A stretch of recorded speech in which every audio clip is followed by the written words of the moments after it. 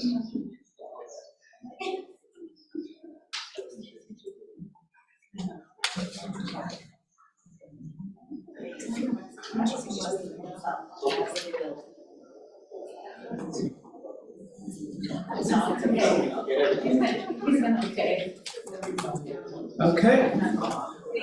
Good evening, everyone.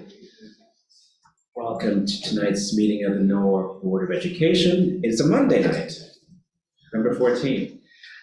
Thanks for everyone for being here on a rescheduled meeting tonight. We're going to call to order at 7:05, and by way of roll call, I'm Board of Ed Chair Colin Hostin, joined by my colleagues in person, Mary Ellen Flaherty-Ludwig, Sherry McCready-Brown, Diana Carpio, Janine Rudolph, Kara Bakey, and online we have Erica De Palma and Godfrey Azima. And to my right, we have our superintendent, Dr. Alexandra Estrella. And we're going to go straight into our Pledge of Allegiance.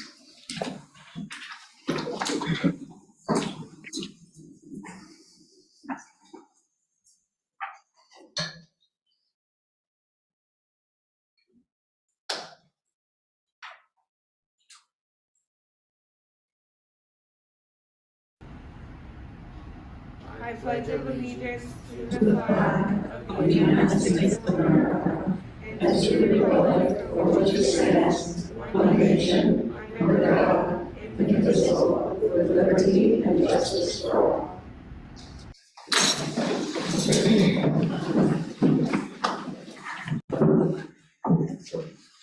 Thanks, as always, to our young scholars for leading us in tonight's pledge.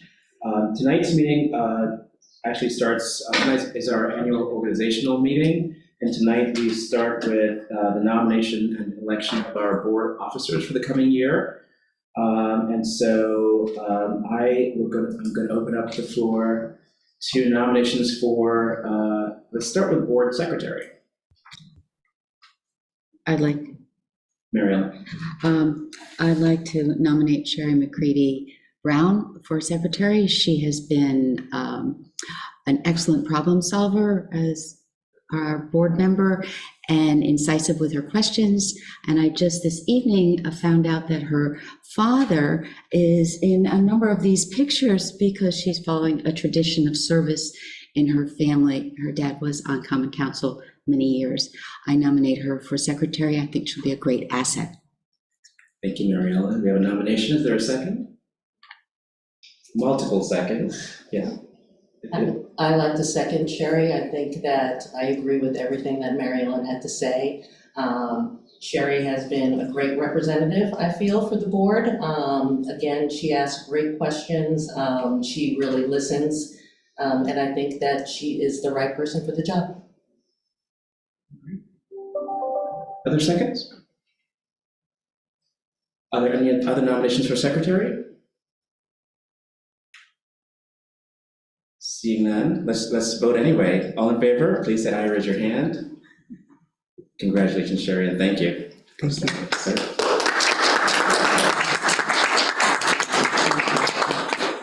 you. Next, I would like to open the floor for nominations for board vice chair. Kara. I would like to nominate Godfrey Azima. I have known Godfrey since before my time on the board. I have been very impressed by Godfrey's commitment and his passion for all of our students and for Norwalk Public Schools. I think he's done a fantastic job as our secretary, and I think he would be a great vice chair. So I would like to nominate Godfrey. Thank you, Kara. Are there any seconds for the nomination of Godfrey Azima? Sherry? Second. Okay. Are there any other? Yeah, I think that Godfrey, I echo Kara's comments. Godfrey has shown himself to be very committed to our students, and he's been very helpful to us as we become new board members. Thank you. Are there any other nominations for vice chair? Hearing none, I'll call the vote. All in favor of Godfrey Azima as the vice chair of the Board of Education, please say aye or raise your hand. I think that's unanimous. Thank you, Godfrey, and congratulations.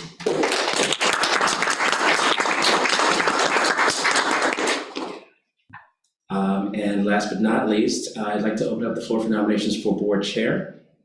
Sure. This is Erica De Palma. I'd like to nominate Diana Carpio. Diana is in her 4th year with us on the Board of Education. It follows decades of service throughout the city in various other capacities and for other nonprofit organizations. Diana currently serves as our vice chair as well as committee chair, as the chair on several committees. And she does a phenomenal job being the liaison of all of those groups. So it is an honor to nominate Diana. Thank you, Erica. Are there any seconds for the nomination of Diana Carpio? Multiple seconds. Any other additional nominating words? I'd like to make a comment on how impressed I've been in getting to know Diana as a leader in Norwalk, in the number of groups that she works for and with is pretty staggering to me, and I'm just very proud of her as a Norwalk citizen, and I think she'll do a great job as the chair. Here, here. Are there any other nominations for chair? Hearing none, let's make it official. All in favor, please say aye, raise your hand, and congratulations, Diana. Thank you.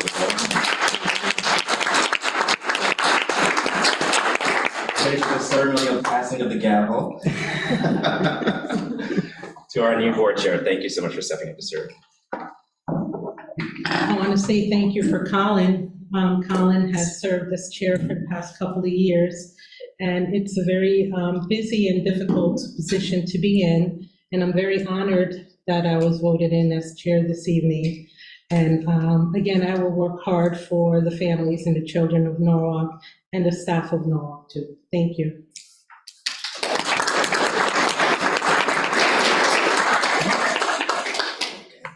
With that being said, we've had discussions with some board members, and Colin, we would love for you to finish out this meeting as your last meeting as chair. Yeah, but I thought it was. Well, I'm happy to do that. Give me back the gavel. No, I'm kidding.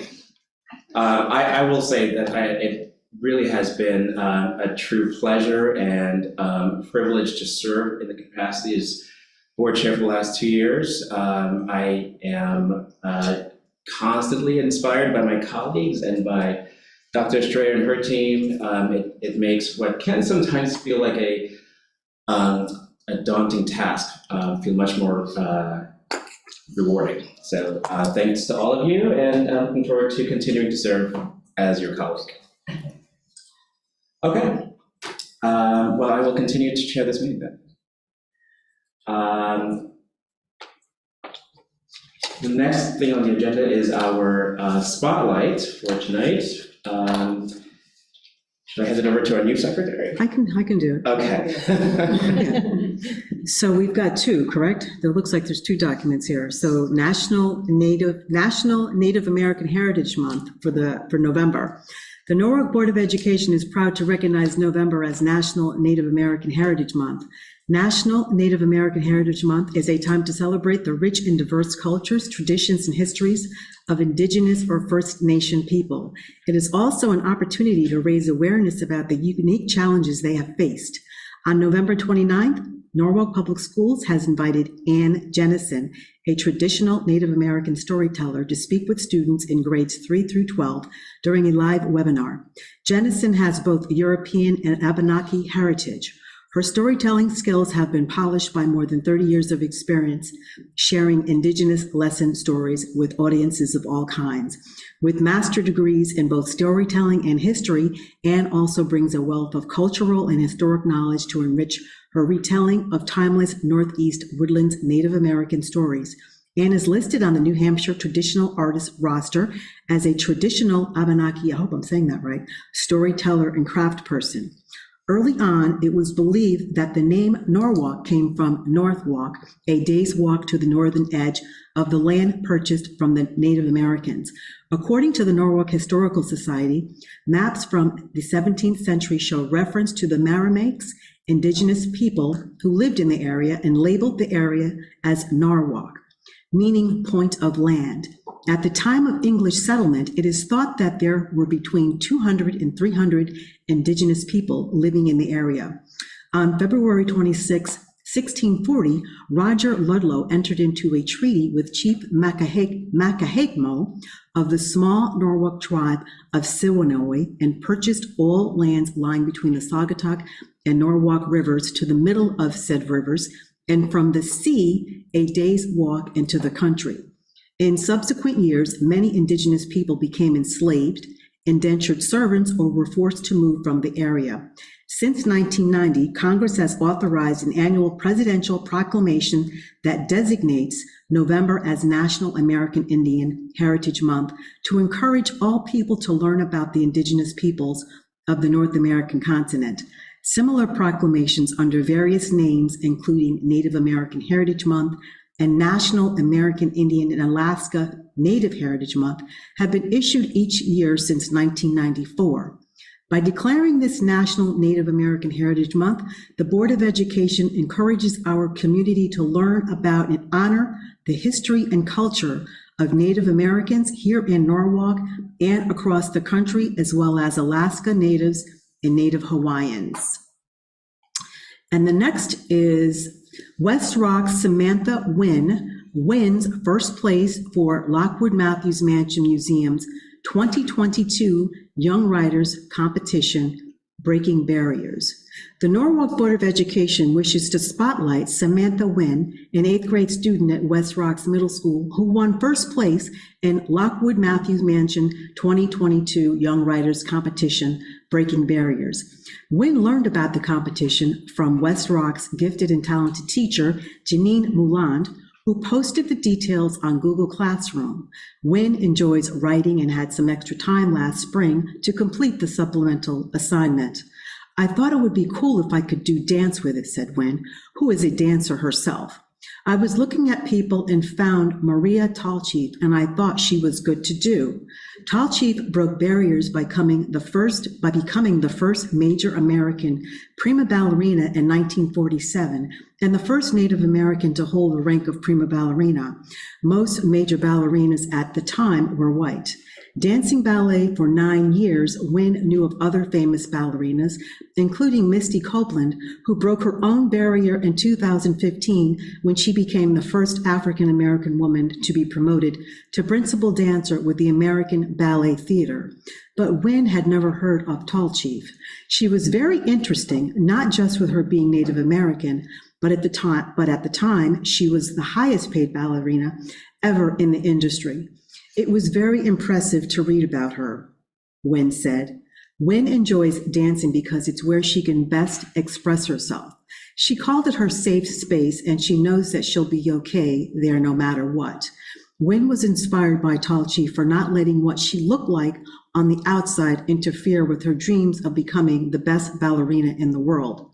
From Tallchief, Wynn learned to not let anyone hold you back, and reading about Tallchief's confidence boosted her own confidence. For her writing achievement, Wynn will accept an award at the Lockwood Matthews Mansion during a ceremony on Sunday. She also received 2 tickets to the mansion's holiday open house on December 4th. And that's the spotlight. She's here. She's here. She's here. Oh, she's here. Come on up.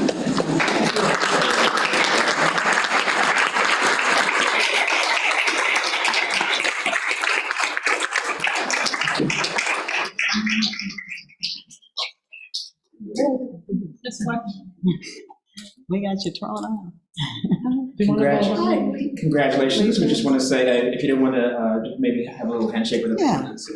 I'm a dancer too. Show. Congratulations. Thank you. Sorry, congratulations. Thank you. Congratulations. Thank you. Thank you so much. Sounds like a really cool project.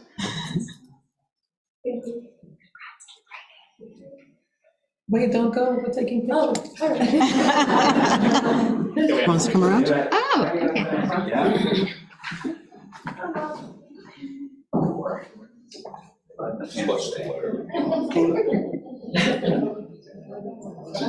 Nice to meet you. I'm gonna take a picture of it. Yeah, it'd be great. get to autograph it for us. And then you could do a little dance for it. Like that one? No. Wait, Mom, a second. Are we close Waiting enough for Mom.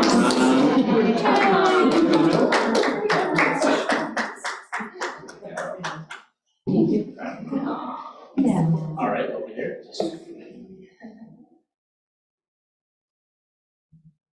Thank you so much. Thanks, Amanda.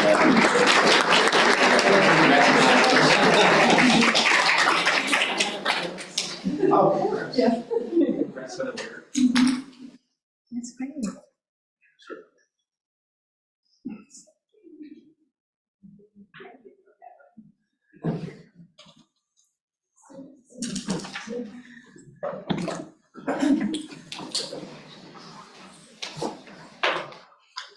Congrats, Amanda, and thank you for making us and all of the schools extremely proud.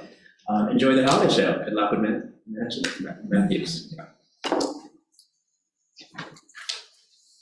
Next on the agenda, we have an opportunity for members of the public to participate through public comment.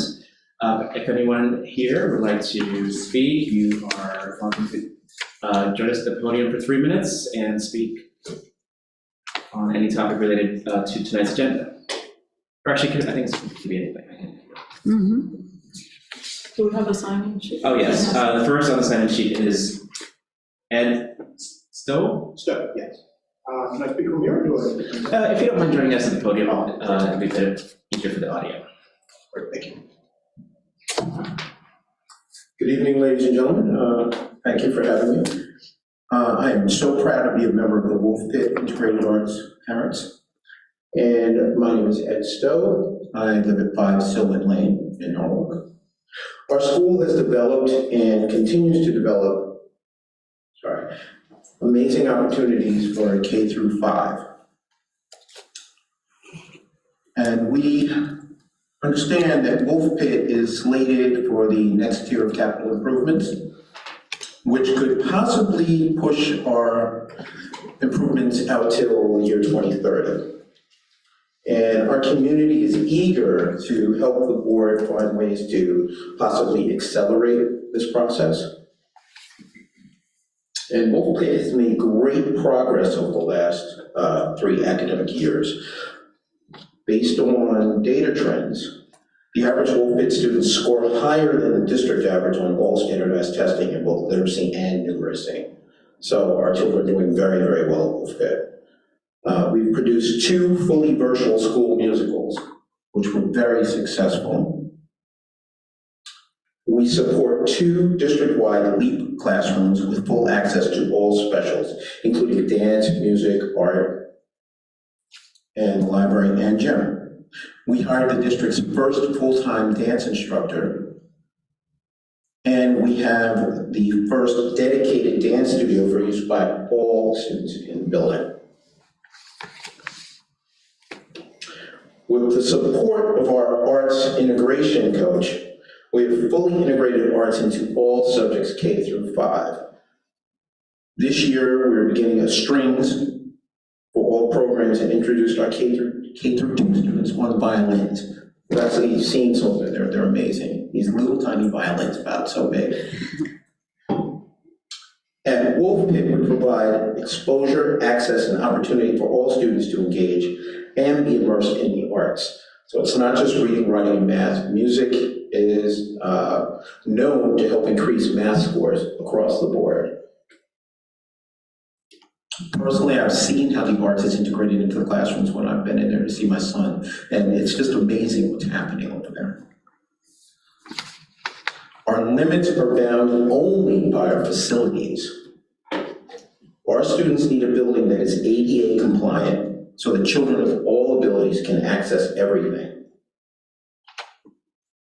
and fully participate in our programs. Our students need a climate-controlled environment so we can provide a comfortable learning environment year-round. Kids learn better when they're comfortable.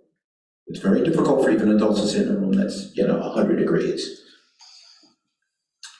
Our students need the appropriate instructional and performance spaces to properly showcase their learning. In its first year as a lottery choice, Wolf Pit Integrated Arts had 73 applications across all grade levels. 42 students were selected and 30 students were enrolled at Wolf Pit. 12 students were waitlisted due to classroom space limitations. The Wolf Pit community is excited about our growth, our arts integration, and the impact it has had on our students. Let us be a partner with you as we look to our next chapter and a facility that will help us truly shine. Thank you. Thank you, Mr. Stowe. Are there any other members of the public who would wish to speak tonight? Are there any members online who wish to speak tonight? If there are any members online, please raise your hand. Oh, I'm sorry. Yes, hi. How are you? Good evening. My name is Steve Najarian. I am a graduate of North High from 1977, and I'm here to speak on behalf of getting the tennis courts named after Coach John Keogh, who we all played for back in the day. What I'm going to do is I'm just going to read through this letter that we had previously sent to the Board of Ed. A good friend of mine, Mike St. John, sent it off to you guys, and he does not live local, so I'm going to read it on his behalf. North Board of Ed. My name is Mike St. John. I'm a 1977 graduate of North High, where I co-captained the tennis team with my good friend and teammate Steve Najarian under Coach John Keogh, who coached the NHS tennis team from 72 to 97. I'm writing on behalf of several former NHS tennis players who played under Coach Keogh during his 25 years at NHS to determine the process of submitting a formal proposal to get the Newark High School tennis courts named after Coach Keogh. We believe he is very deserving of this honor in recognition of his significant accomplishments in establishing Newark High as a perennial FCIAC and state tennis powerhouse, for the positive influence he had on the lives of young tennis players during his tenure as coach and teacher. Newark has a precedent for recognizing other deserving coaches with this honor, such as naming the Newark High School natatorium for Coach Pat Spinola and the Newark High School football field for Coach Sam Testa, who were coaching when I was there, and they were both very deserved. Coach Keogh moved from Brian McMahon, where he was a math teacher and assistant tennis coach, to Newark High in 1972. At Newark High, he became a math teacher and assistant tennis coach from 72 to 73 for a program that had struggled to successfully compete or distinguish itself in FCIAC. In 1974, he became head tennis coach and began to build a program into one of the most dominant tennis programs in state history. I have a little chronological summary here of some of the accomplishments that he had with his teams while he was there. In 74 to 76, Coach Keogh took over as head coach and inherited a struggling program. His first 25 matches, he posted a record of 3-22. 76 to 77, NHS posted his first winning season and qualified for the Connecticut State Championship tournament. 78 to 79, NHS went undefeated with a 16-0 record. Newark High School won the FCIAC for the first time in school history and was runner-up in the state LL state tournament. The next year, 79 to 80, they went undefeated again. NHS repeated as FCIAC champions and won the state LL state tournament again. 80 to 81, NHS goes undefeated for a third season, 15-0. They won the FCIAC West title and repeated as Connecticut State Class champions and shared the State Open Championship with Buchanan and Glastonbury. Between 79 and 81, the NHS tennis teams were undefeated with a record of 46 wins and 0 losses. And if you count the final match of the 78 season and the first 3 matches of 82, that set of teams won 50 straight matches without a single defeat. which is pretty unprecedented in sports. I mean, if we follow the different teams and how you can follow them year to year to repeat like this was pretty amazing. Fortunately, I wasn't one of those teams, but they were a good team. He was. Thank you so much, Steve. But anyway, and then, you know, he repeated on and on with various you know, state representative championships all the way through the 97 season. In the fall of 97, he accepted Sorry, Steve, in public comment, we do have to Okay. limit to 3 minutes. Oh, I'm sorry. It's okay. If you'd like to share more of his accomplishments when we get to the agenda item, we'll happy to Okay. welcome you back. Yeah, I could end it there. I just wanted to say he was a great guy on and off the court. It wasn't just the tennis. He was a fantastic math teacher, and he had influence on everybody's life. So we really would like for you to consider naming him courts after him, and we can certainly fundraise and take care of any costs associated with doing that. Appreciate that. Thank you so much. Thank you. Thank you. Great tribute.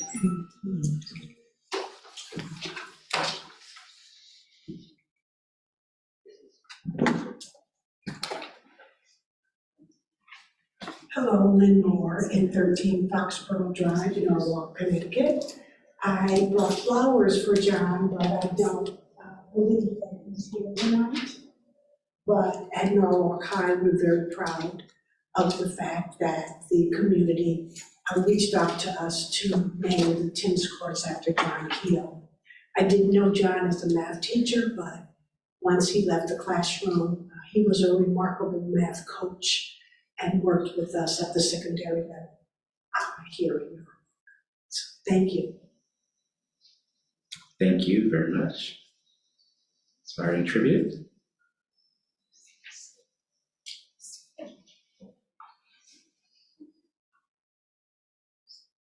Hello, my name is Amanda Trimboli, and I live at 12 Cider Lane. My kids go to Wolf Pit Elementary. Great school, love it. I wanted to address the lunchtime allotment. My kids come home every day from school, having not eaten like basically their whole entire lunch, and I say, how much time do you have? We have only 5 minutes. I said, okay, well that's a little far-fetched, but when I start asking around other parents, they're saying the same things. Their kids are coming home from school, not eating their lunches. My kids are cranky as ever when they come home because they haven't had enough food. And so I've been asking around, and I know it's not just our school, and I'm assuming that central office figures out the time for, where the curriculum goes and where, how much time for lunch and how much time for specials and recess. Lunch is such a huge, part of their day, and they're feeding their brains with food and giving themselves more energy.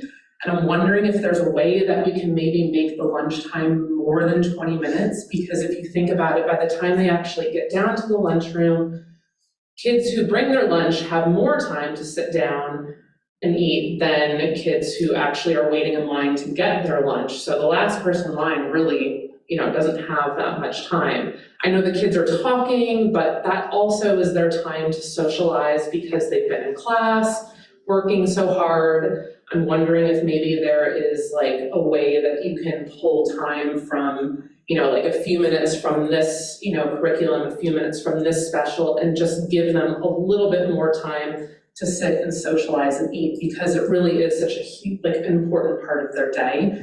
Because without the proper nutrition and food, they're not going to think the right way. So it could affect things down the road, like test scores and learning and, just things that they need, to go through during the school day. And also I think recess, especially for the littles, I think it's really important too. So they're only getting 20 minutes for recess. I know that you have things planned out,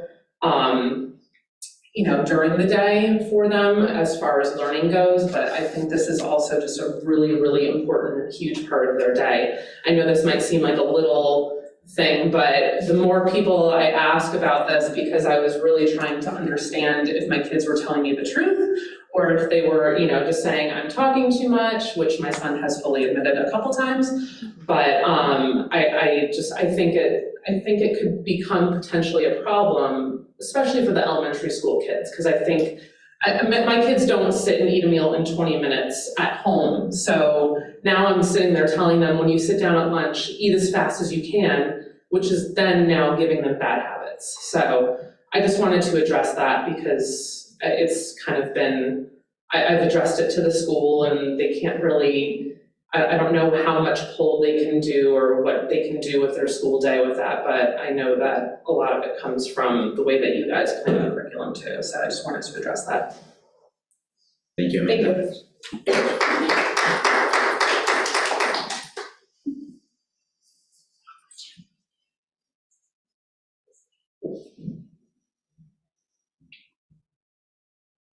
Hello, my friends. It's really nice to see you in person again after so many years behind a Zoom camera. And I really want to, on behalf of myself as an individual and former board member, and on behalf of the Northport PTO Council, to thank you for your service here for such difficult years, especially I know many of you have taken some really big hits because the decisions you made were very difficult and controversial, and I really respect that you did that so carefully. It was not easy, so thank you. I did want to speak on one agenda item this evening regarding the removal of board officers. I do think it's an important policy and I understand it needs to be done in order to be compliant with state regulation. I would urge the board to consider making it a 2/3 majority vote rather than a straight simple majority. I know that this board has been very united and that may be the ecosystem that you're used to, but when I started as an ORF parent in 2010 and 2011, that was not the case. And it can be disruptive for the administration to have a change in current mid-year. It's very good to be able to use the retreat to set intentions and stay the course for a school year without disruption. So I do urge you to consider tweaking the policy on that. Thank you for everything that you've done for our kids. Thank you, Barbara. And for the record, do you mind stating your name and yes. Just assume. Barbara Meyer Mitchell, 10 Ellen Road, Norwalk, Connecticut. Thank you, Barbara. Just for the minutes. Are there any other members of the public who wish to speak? I do see a hand online. So, this is Ileana Zunga. Good evening, members of the board. My name is Ileana Zuniga. I live in 8 Running Brook Lane in Norwalk, proud parent of P-Tech Junior and a CGS freshman. Just wanted to take a moment to congratulate our newly elected board chair, Diana Carpio, for everything that she's done as a board member and supporting our kids with relentless energy and willingness to go above and beyond to get things done for the benefit of our children. I look forward to the next term under her tutelage. And I want to thank her and all the other members of the board for the very hard work and time you put on your personal time. Very thankless job, but we're definitely paying attention to everything you do to support our children and our community. So thank you for that. And best of luck to the newly elected officers. Thank you. Thank you, Ileana. Are there any other members who wish to speak? Okay, if not, then we shall close public comments for tonight and move into the next part of our agenda, the superintendent's report. Dr. Estrella, over to you. Thank you. Good evening, everyone. Thank you for joining us today. We have 2 items as part of the superintendent report. The first component is our principal shout out, where we have 2 principals across the district coming to our meeting to highlight their best practices and the work that they are doing within the buildings. First, we will have Yesenia Paredes here presenting on behalf of Silvermine Elementary School. Let's give her a warm welcome.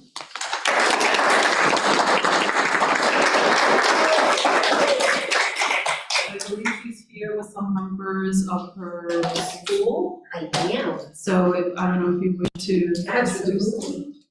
Amazing parent coordinator, Ms. Palomeke, and our wonderful PTA president, Ms. Marie. Come on out. It's like, oh. And when I say amazing, I'm maybe downplaying it a little bit. There's gotta be another word in the dictionary for that. So, I am the proud principal of Silvermine Dual Language School. We are a 50-50 English-Spanish program in Norwalk, and it is, a labor of love for our kids. To be here tonight and highlight our school is not only an honor, but it's such a pleasure because I've landed in an amazing place. And the last time that I was here in August, when I was being appointed for the job, I walked into this little beautiful school in the middle of the wilderness, like I say, and finding out that our mascot is the Cisnes, Los Swans. We are swans at Silvermine. So in moving on to highlighting our school, what do I have? Oh, thank you. Okay, so our school is an inclusive learning community where our students learn both in English and Spanish, and it is our job to continue to build bilingual leaders of the world. That's what we call our Cisnes.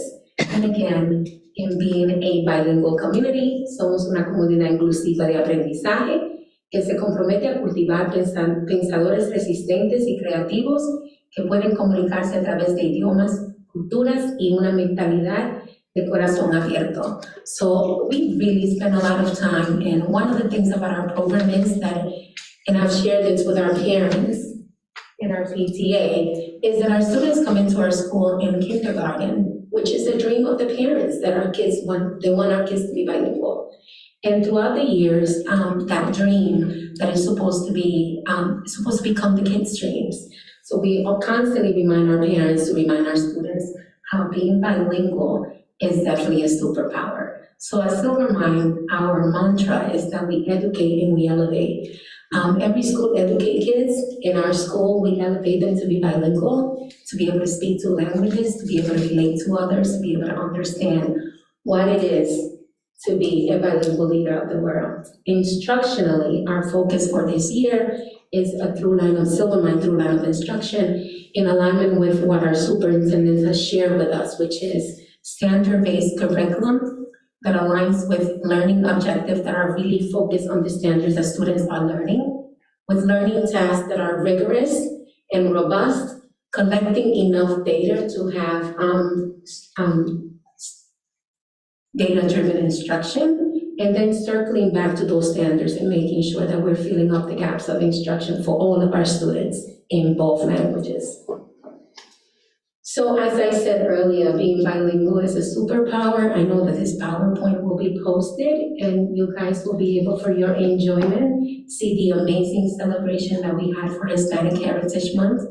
In this video that is a little long, you'll be pleased to find out that we had over 300 folks that showed up, about over 100 different plates of food, different dishes from around the Spanish community. And it was really an amazing celebration. So when you get a chance, click on that link and you'll see. If we go to minutes, and 56 seconds.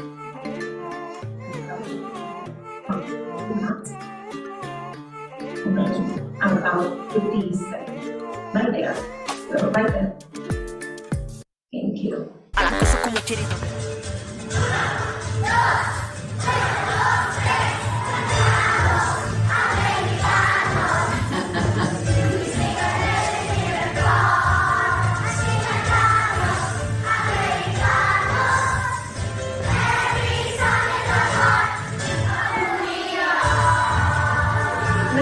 For the lack of word, just in time. But I encourage you guys to just go see this video because I am very proud of it. Our students did a great job. I'm sorry? Oh, sorry.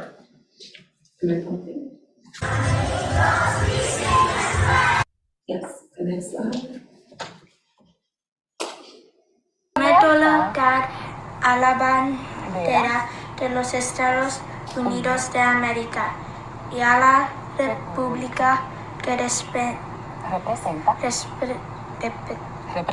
representa una nación bajo Dios indivisible, con libertad y justicia para todos.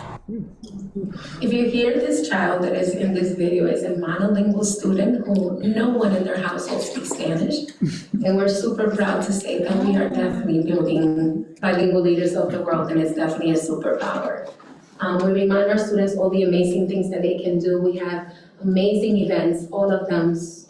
Even our mayor was with us in our walkathon. Our PTA did an amazing job for our walkathon. We raised how much, Mary? Because Mary loves numbers. Yes, I'm very big on numbers. So just what the students raised was 28,153, I believe. And then if you add in our sponsors, that takes us up to about 32,500.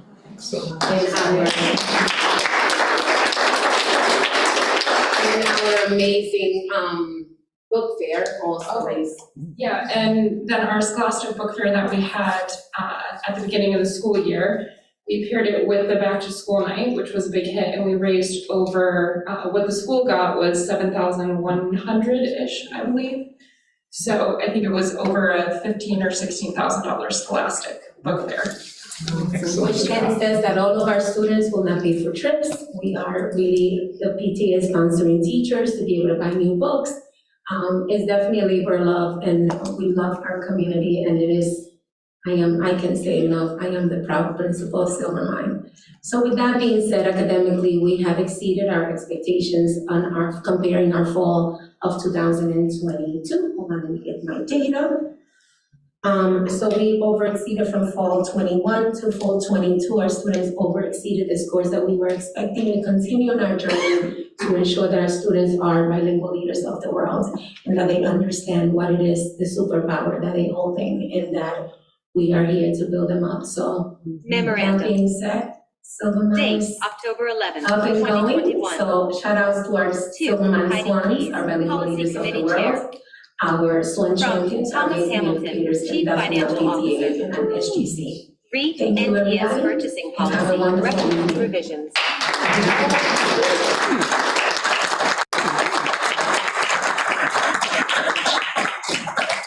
Thank you, Ms. Paredes. And now we have Adam Reynolds.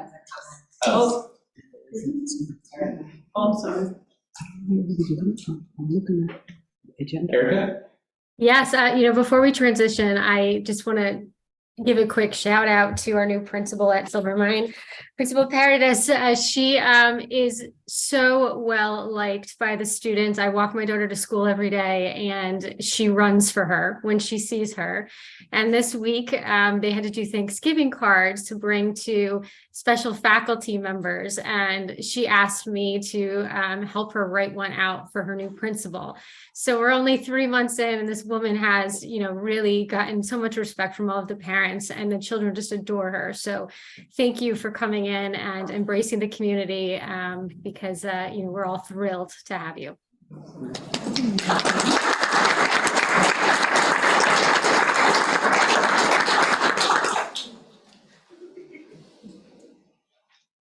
Any other questions, Tom? So thank you, Ms. Paredes and team. I know you've had a long day, Ms. Paredes, starting off the school early in the morning, and you're welcome to go home at this point. Very happy to support my copy. Oh. There we go.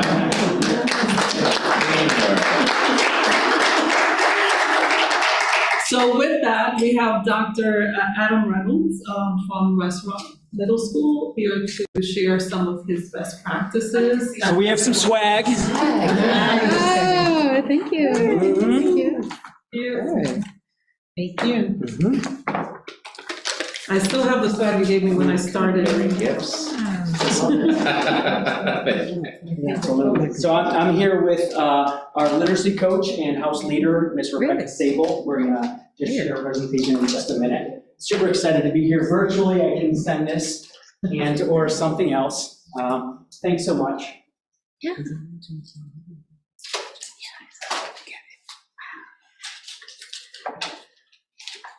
So I am humbled to actually follow the last presentation. You did a phenomenal job. And the lead-in was just perfect, because we are fortunate enough to be the only dual language middle school. And we embrace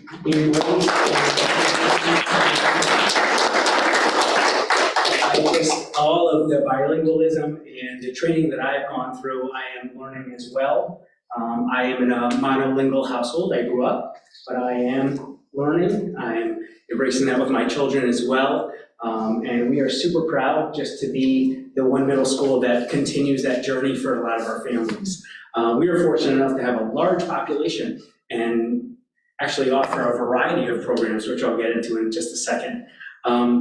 So thank you again for having me. I think this, and us, and I think this is a fantastic opportunity to showcase our schools. So just want to say thank you for this. This is great. So our vision is embracing diversity and developing character, integrity, and accountability every day for all members of the community. And I want to highlight the word all. Our SGC has spent a good deal of time on our vision statement and mission, and all, over the last 2 years specifically, has really been highlighted. That was not included. And I want to say that it was actually, you just went through an SQR, School Quality Review, and our vision and mission was one of our highest rated areas because of the work of the SGC, the PTA, and all stakeholders. So we have a clear vision, and we're looking forward to continuing that work towards it.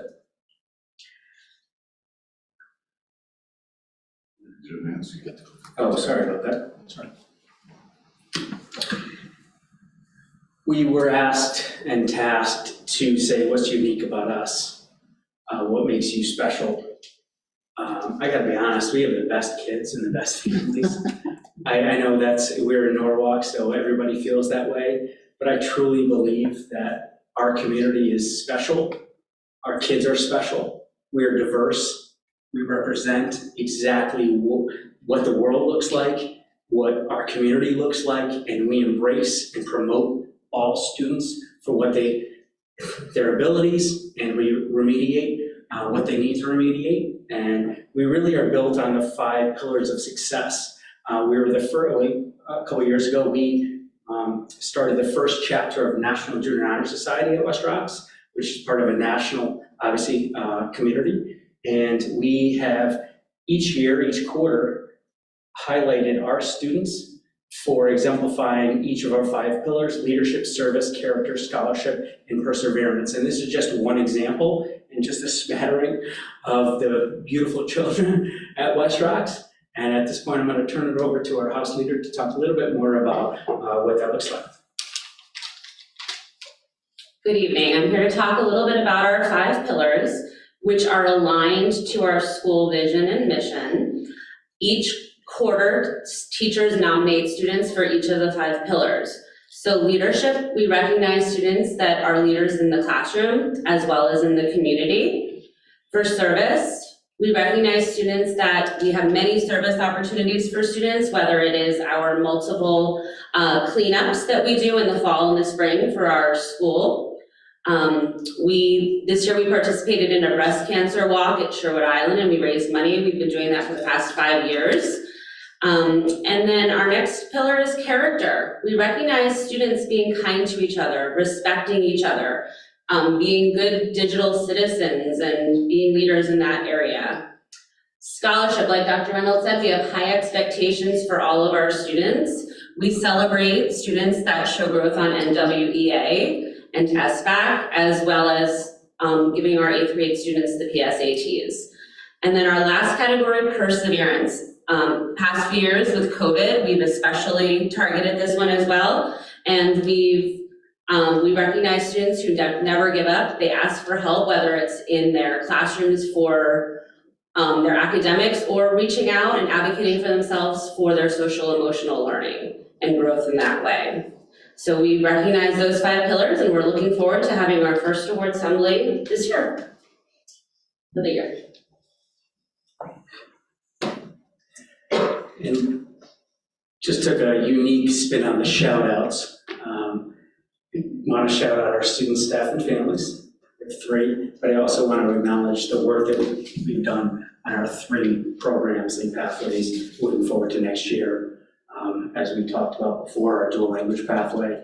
We now have a 6th, 7th, and 8th pathway. Half of our students' day is in Spanish and half of our students' day is in English.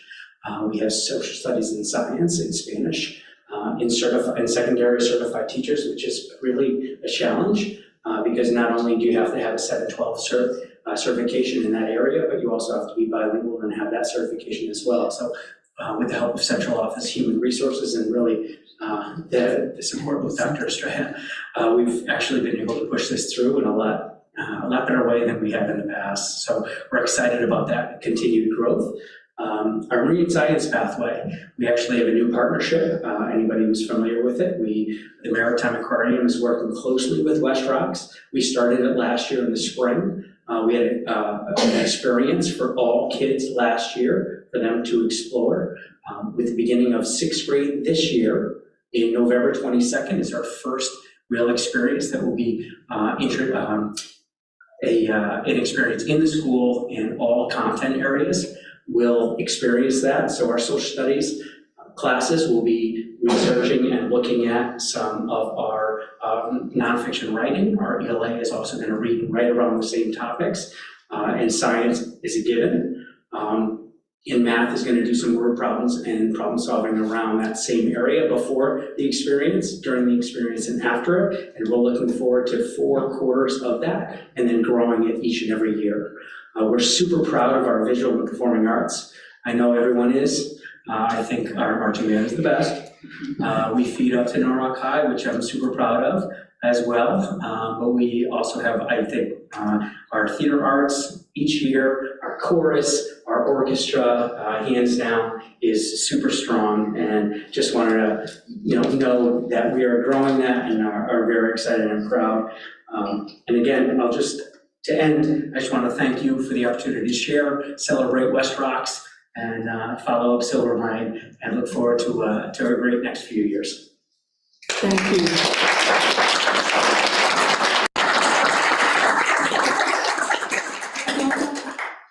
Any questions for?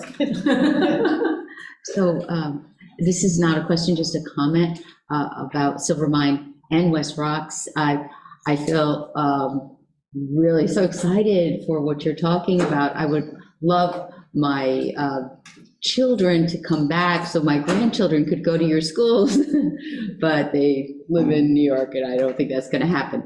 But what your enthusiasm really feeds us for the task in front of us to provide you with what you need as best we can. So thanks for your presentations. Very exciting. Thank you so much. Yeah. I wanted to add my own chorus of appreciation.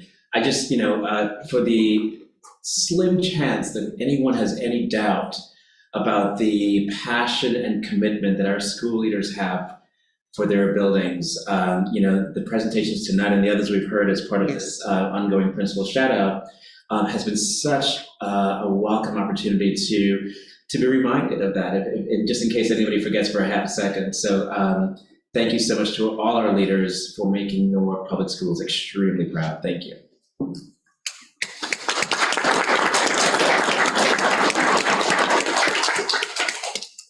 So again, thank you, Ms. Paredes and Dr. Reynolds, for your time this evening after, like I said earlier, a really long day.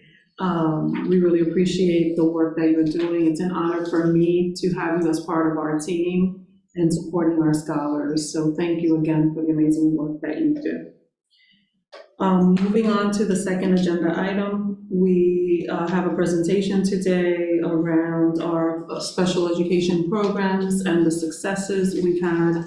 We're going to break this presentation in 2 parts. The first part is going to focus more on some of the work that has happened, but looking more at the financial implication of some of the services being provided, looking at our outplacement portfolio right now, and looking at ways in which we have minimized costs across the district, but also thinking about the future ahead and how we are looking to continue to build programs that will continue to reduce the number of students being outplaced across our district. Most importantly, also highlighting how costs have shifted significantly since the pandemic, where you will see how inflation has also taken a toll on our associated costs in outplaced programs across the district. That I think is important to highlight because it will have a significant impact on our budget planning as we continue to plan forward for the 2023-24 academic school year. And as you know, in December, we will be presenting our 23-24 budget. And I think it's important to start presenting to you now some of the things that will create some of the added costs in the next few months because of how things have shifted in the industry, particularly because of the massive shortages that currently exist in not only special education, but other fields. In this particular case, we will look at special education services and its implication, but when you look at services that are happening with outside providers, you will see an increase in cost, particularly because it's been so hard to staff a lot of these programs. So with us, we have Mr. Rob Pennington alongside Bridget, who will be presenting today on this piece. So welcome. Thank you. Good evening, everyone. Board, thank you for indulging me in a bit of time to talk through some of the information that is relevant to all of our work here in Norwalk Public Schools. Thank you, Superintendent Estrella, community, folks who are joining us from beyond. I am very honored to speak with you this evening and to be working in this capacity in district. I did okay. With the goal of this evening's conversation, such that we're looking toward future special education success, it's necessary to, in order to know where we're going, to know where we've been. We often talk about looking at places where we were to inform where we are today, to then plan for the future. And so what I'd like to first do is just take a moment to remember the shared beliefs within the department and the district as they're related to specialized learning and education for all. We believe that all students can and will learn. All students are general education students first. Special education is a service, not a place. All are included. General education curriculum is special education curriculum. Every child has the right to their least restrictive environment, and educators provide appropriate scaffolds for access. I assure you that's the last slide I'll read tonight, but I felt it was important to hear the words. You notice the vision of specialized learning is exactly that of the vision of Norwalk Public Schools. The young people with disabilities who are educated within the district are part of a whole, and they are incredibly important members who have the right to receive their education alongside their peers. And it's that vision that allows us to see the work to fulfill our mission, that all students have an equitable education. 2 years ago, the Urban Collaborative worked together with the district to create a learning priorities roadmap and identified 6 priority areas in which the work should focus. These 6 areas are here on this slide, listed along the road that we are following to ensure access for all. Throughout the next 6 slides, you will note that the first arrows in each line indicate highlights of the work that was developed in this roadmap. And this is the work in the first half or portion of the arrow that was started last year or completed last year and is ongoing into this year, and we expect beyond into our future.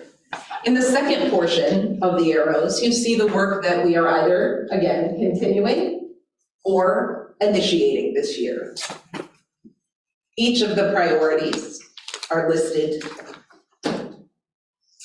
on each page with highlights of that work. The full action plan is available, and I'd be happy to share that if you'd like to dive deeper, if you don't already have a copy. In the interest of time and the need to really dive into some of the important work of this portion of this presentation tonight, I'm not going to read through the highlights of that roadmap, but rather highlight the fact that it's that work, that dedicated work to all instruction, that leads us to the successes that we experience currently and the successes that we anticipate in the future. But it also helps us realize that we're on a road and we've got room to grow and time to follow that road to realize those successes. The slide that you're viewing is our prevalence rate. This is the rate of individuals with disabilities as compared to their non-disabled peers. You see a steady increase over time. For those of you that can't view the numbers, the first green column is the 2017-18 school year, and each column thereafter brings us to the 2021-22 school year. We don't have the data as accurate as we would like it in this moment in time, though we always keep our eyes on this number and this rate. We acknowledge that it's increasing, and we see that it is increasing in alignment with the state. Again, for those of you who can't see the fine print, the state of Connecticut prevalence rate for each year, now starting in 15-16, is blue, Norwalk is orange. We also see this increase, but acknowledge that we are below the state prevalence rate, and we celebrate this. We also perhaps consider the prevalence rate of our neighbors and our colleagues. Within this chart, you can view how the prevalence rate has changed in some of our neighboring towns and in some towns that have similar size or demographic to us. We have similar growth rates as Danbury and New Britain, and we see greater increases in some of our neighboring towns. When we acknowledge that our prevalence rate is increasing, we consider ways to prevent unnecessary increase. We certainly acknowledge that our population is increasing, thereby our prevalence rate increases. But we also pay careful attention to the way in which we determine eligibility for specialized instruction. Norwalk has dedicated the work to scientific research-based instruction. Our SRBI program is robust. And it's that SRBI program that works cohesively with the specialized learning department to ensure that the interventions occurring in general education are appropriate and impactful. And when we recognize that as a result of that intervention process, we need to consider specialized instruction, we work together to use the data and information gleaned from intervention to inform eligibility. And we're incredibly careful about the appropriateness of eligibility. When we talk about that prevalence rate, it's important to note that that number is inclusive of all individuals with an IEP, grades K through 12, who are enrolled in Norwalk schools in district. It is not inclusive of young people who are referred through the Birth to 3 system, who are enrolled in pre-K, who are attending schools beyond Norwalk Public Schools, such as charters or magnets in other towns, nor does it include young people who are placed in state-approved private placements or our RESC partners for a program that we don't have in district. The last group that this number, this prevalence rate doesn't include are individuals who are unilaterally placed by their families. When we look at that number ending last school year, 1,710 individuals in K-12 with an IEP, we also acknowledge that this hard work doesn't just occur for that group, but we acknowledge 2,690 individuals for whom specialized learning has in some way worked to move their progress forward. Note the middle line, referred students determined not eligible. We'll look in a moment at our referral rate. But 444 young people last year were referred to specialized instruction, and it was determined that they were able to receive all that they needed to in the general ed setting without an IEP, or perhaps with the support of a 504 plan for accommodations. I share this information with you as we do celebrate every young person. Again, all students are gen ed first. Here is our referral count for reference. The blue are the numbers of individuals who were referred to specialized instruction in that school year. The orange bar are those who were determined to be eligible for specialized instruction. For the sake of ease, I've done a bit of math even at this last hour for you. In 2015-16, 52.8% of those determined or those proposed for eligibility, those referred to special education, were determined to be eligible. In this past year, with the rising referral rate, with the trend that we're seeing that's aligned with our prevalence rate, our referral rate, and other data points, we celebrate 38.7% of individuals are now receiving educational benefit through an IEP.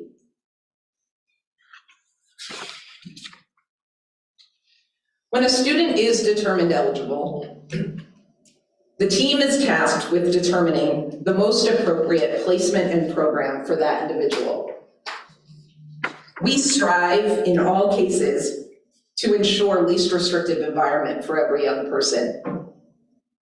We've recognized that there are times in which we need to look beyond the borders of Norwalk for that appropriate placement.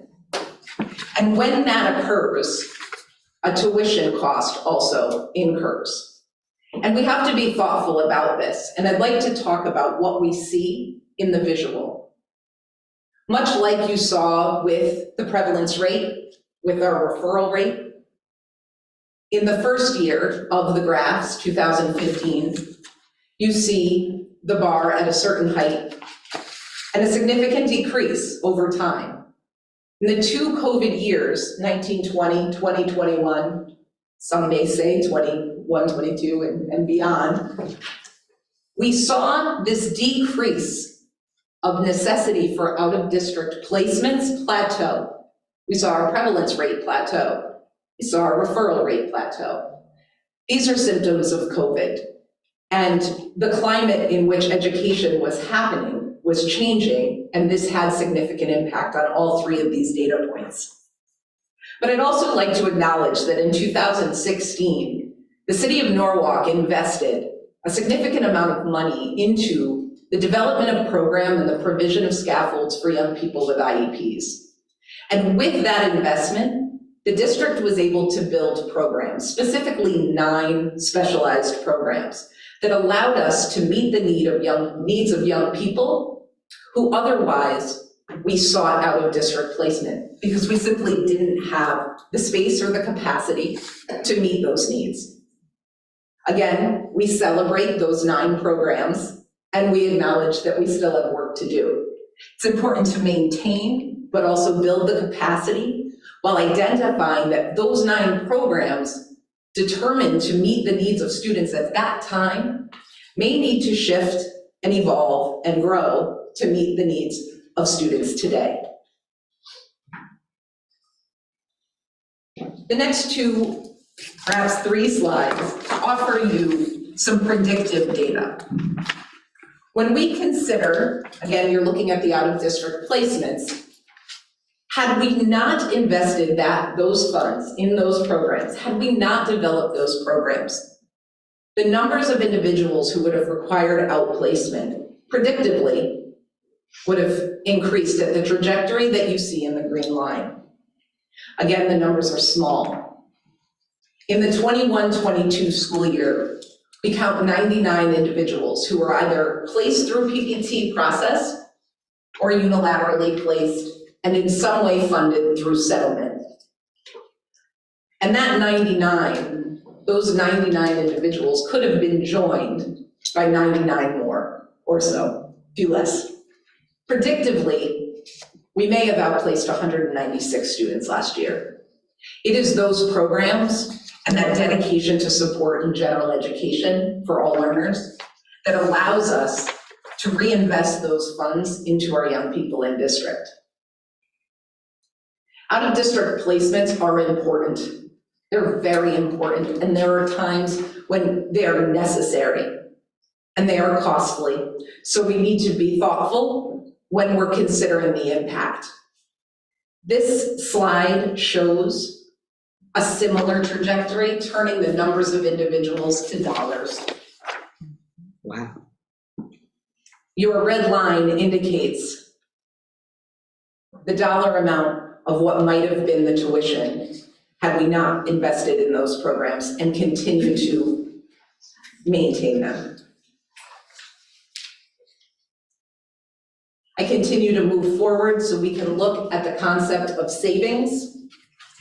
The blue bars are the actual tuition numbers that have been spent, with the orange bars the estimated total trajectory of what could have been spent. And our through line shows what we may have been able to reinvest in our district programs. As we look at these numbers, and again, we understand that there are times where they are necessary. There are so many opportunities that come to mind and are certainly found in conversations with families about the young people for whom we need to meet needs. I ask myself, with almost every one of those 99 individuals, are we providing them their least restrictive environment? Have we created a space for them to learn in an equitable manner next to their neighbors? And is it necessary? There are times, again, arguably, it is.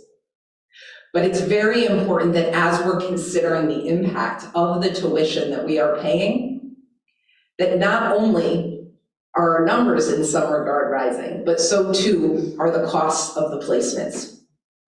These graphics just illustrate what 5 of the sites where we do have young people attending are increasing. We saw a moment ago those tuition costs, and it's really important to note that what isn't illustrated in these graphs is the additional cost of transportation. For each young person who attends a school at which they're placed, we're also responsible to get them there, as transportation is in fact a related service. And those numbers, as we all know, are increasing as well. As we consider these increased costs, it's important that we also consider what could be if we were able to decrease. But can we decrease by simply saying no more outplacements? We are obligated to ensure that young people are educated in their appropriate setting. This slide illustrates these 9 programs that were developed and the 321 young people who are realizing educational benefit in these programs today. These are actual now numbers. And so we are excited that each of these programs continues and changes and adapts to the young people who are in the program. As a brief aside, in the interest of time and celebration of the principals who just spoke with us, when I was serving as a supervisor in this district, I hoped to build and create the literacy program at West Rocks. And we did that with a specific group of individuals in mind. Those specific individuals are now integrated into the general education program at their neighborhood high schools. Perhaps a success story. And as we look to the literacy program, then called the transition program, I think we're doing a better job with the name, we're also revising the work based on the needs of the individual. Each of these programs offering this educational benefit exists within the building at which a young person may attend.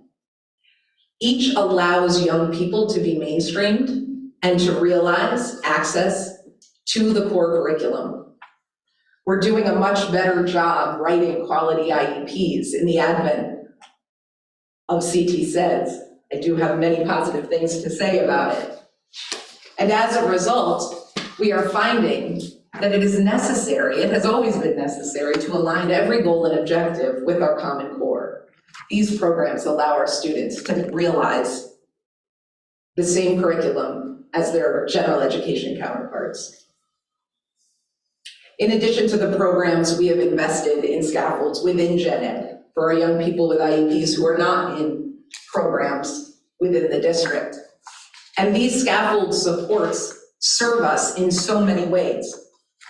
The item at the top, when we look at assessment, training, and tools, these are the pieces that help us better identify the eligibility criteria for a young person. We watch very, very closely this year and years forward our disproportionality rate of young people who are MLL, multi-language learners, being identified as speech language impaired in many ways inappropriately. It's the investment in the assessment tools that allow us to do better. We are not disproportionate at this time, nor will we be. I am saying that. We celebrate again our inclusion rate. You see, as compared to the state, the blue percentages on the left are the inclusion rate at the state level. The orange are ours.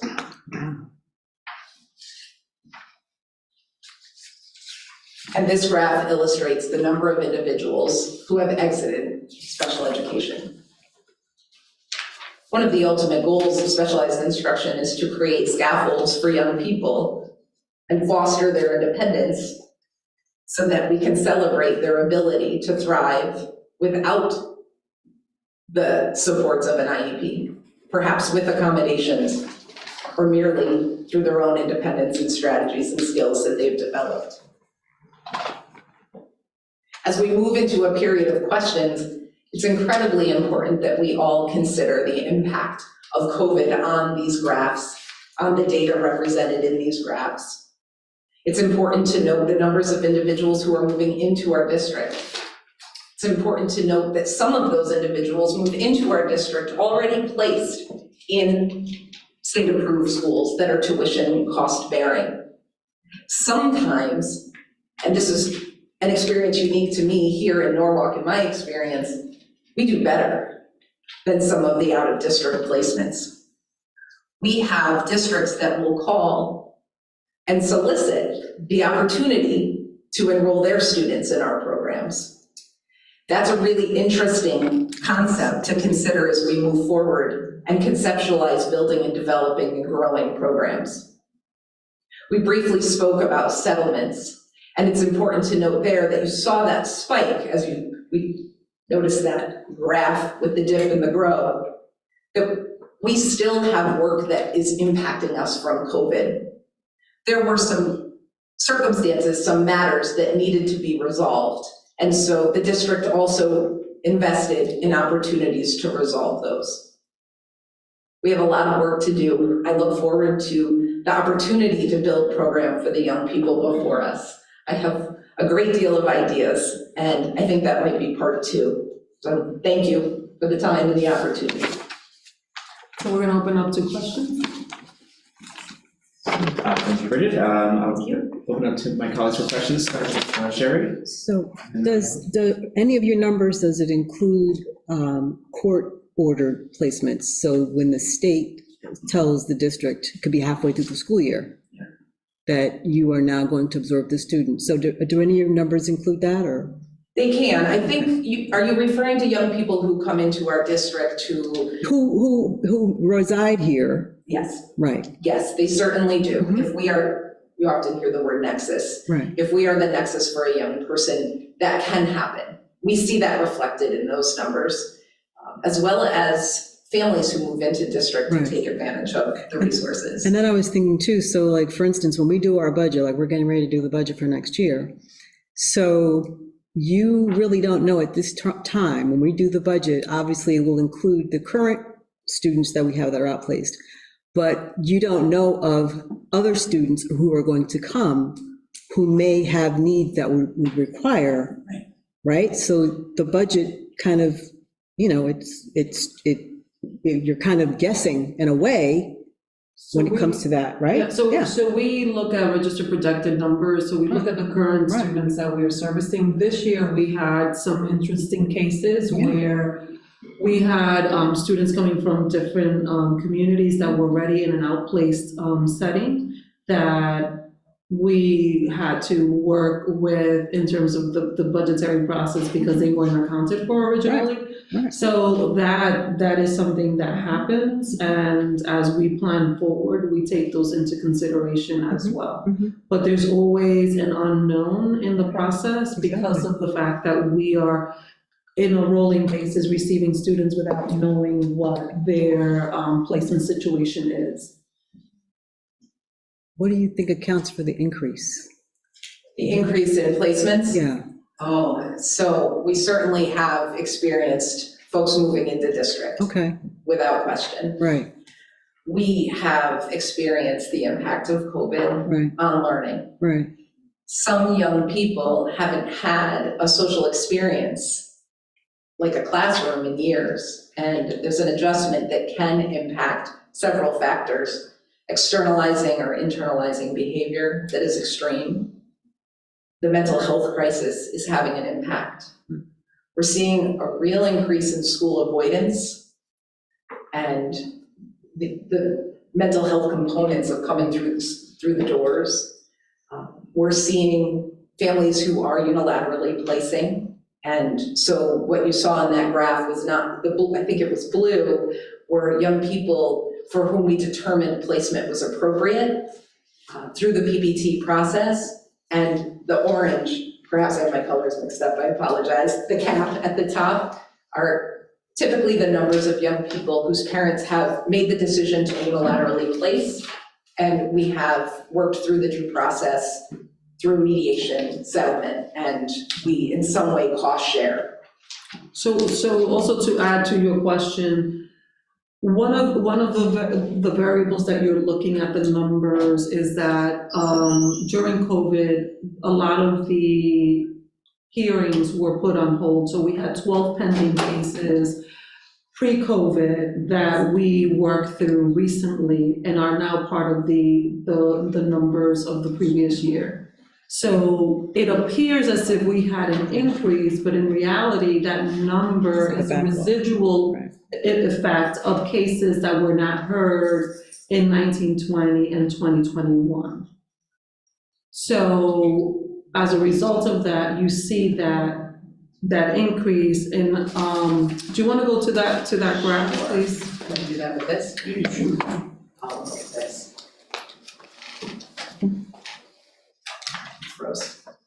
So although we had some students coming in that were already outplaced, that small increase relative to prior years, when you look at outplacement and settlements, 12 of those cases in the orange were cases that were pending from prior litigation in 18, 19, 19, 20, that were then finalized in 21, 22 because of the pause that happened during the pandemic. So those numbers are a little skewed because of the fact that they in normal circumstances would have been settled in prior years, but due to the pandemic were settled recently. It just closed out this past summer in some cases. I have another question, but Mary Ellen, go ahead, because I can see you, I she's do. giving me the eyeball. Do you mind unsharing it, because I want to be able to see Erica and Godfrey in case their hands are up as well, so. Erica's is up. Yeah, so after Mary Ellen, we'll go to Erica. Okay. Go ahead, Mary Ellen. I'm thinking about the referral count and how over the period of time from 2015 to now, you've gone from 52% to a lower number, less than 50%, let's say. I'd like to just unpack that, have you unpack it a little bit more, that the reason, so a number of children are referred, and less than 40% are put in for IEPs because we have strengthened our SRBI, we've strengthened other supports because we've changed curriculum, so the teachers in general, in the general classroom are giving more support to and structure to all students.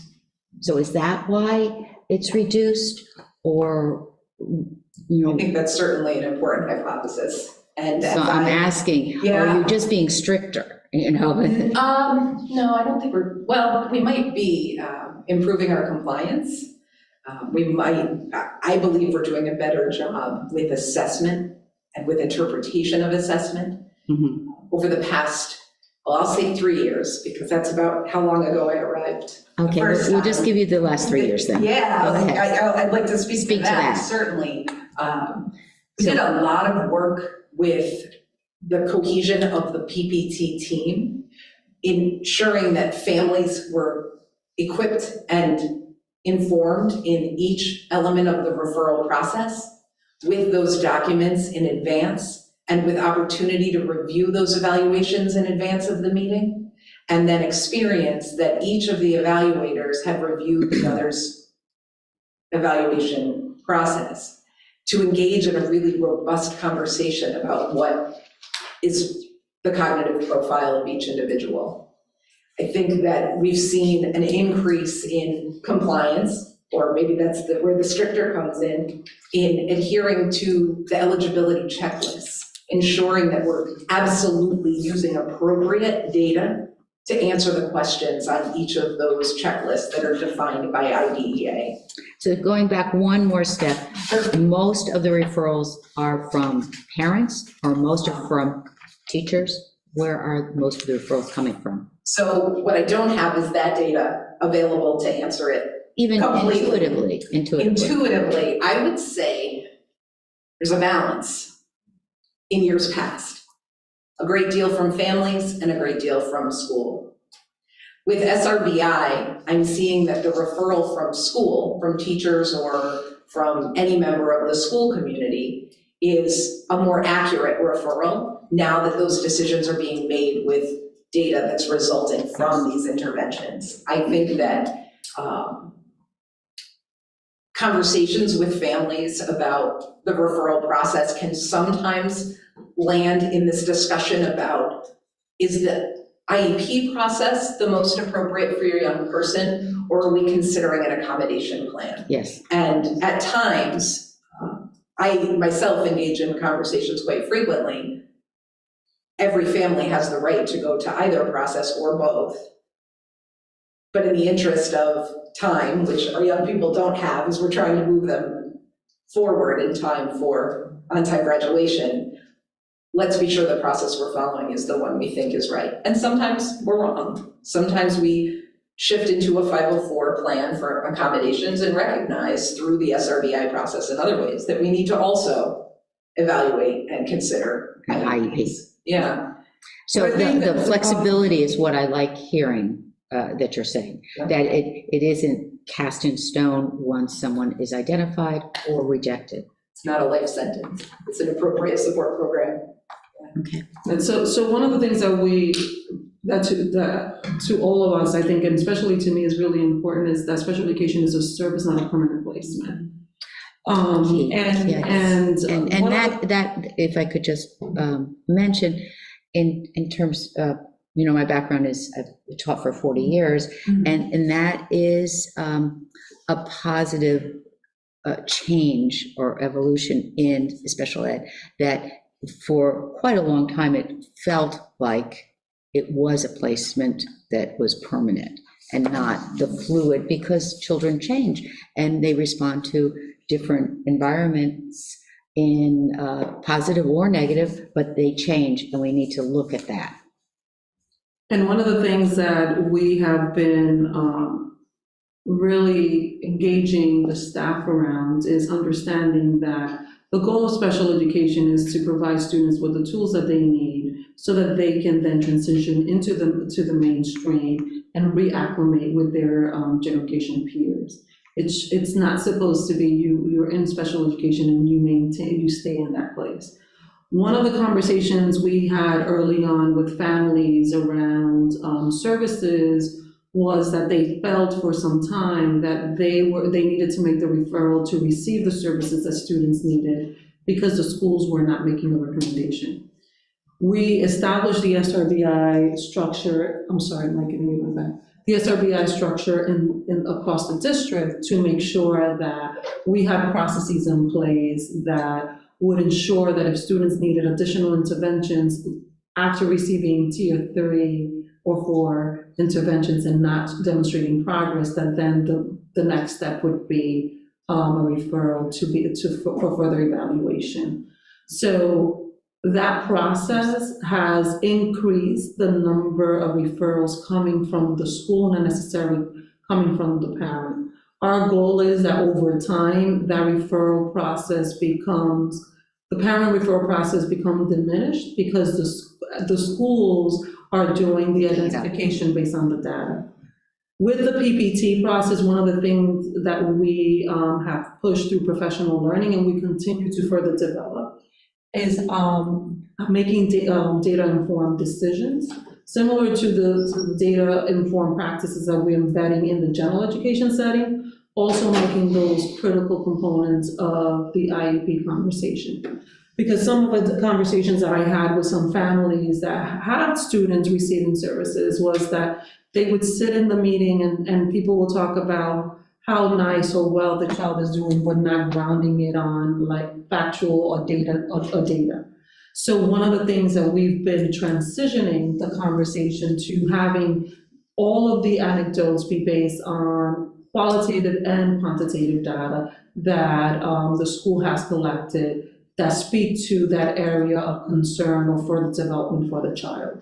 And using that as the tool to develop SMART goals for the student to focus on and work on. We've also been looking at particularly how do we work in that transition process in having conversations with faculty. We have engaged even our paraeducators. Mr. Rob Pennington and I have had community circles with one-to-one paraeducators, talking about what their experience has been in the classroom, and also taking an opportunity to talk about the vision and philosophy that we're hoping to see in our schools. Mainly that the parish should not become a dependency for the child, but they should be a support to building independence over time. And the feedback we got from a lot of the parents is that has not been the philosophy that they were trained in, and it's a shift in practice. But I think it's a very important shift if we are going to continue in the vein of special education being a service, not a permanent placement.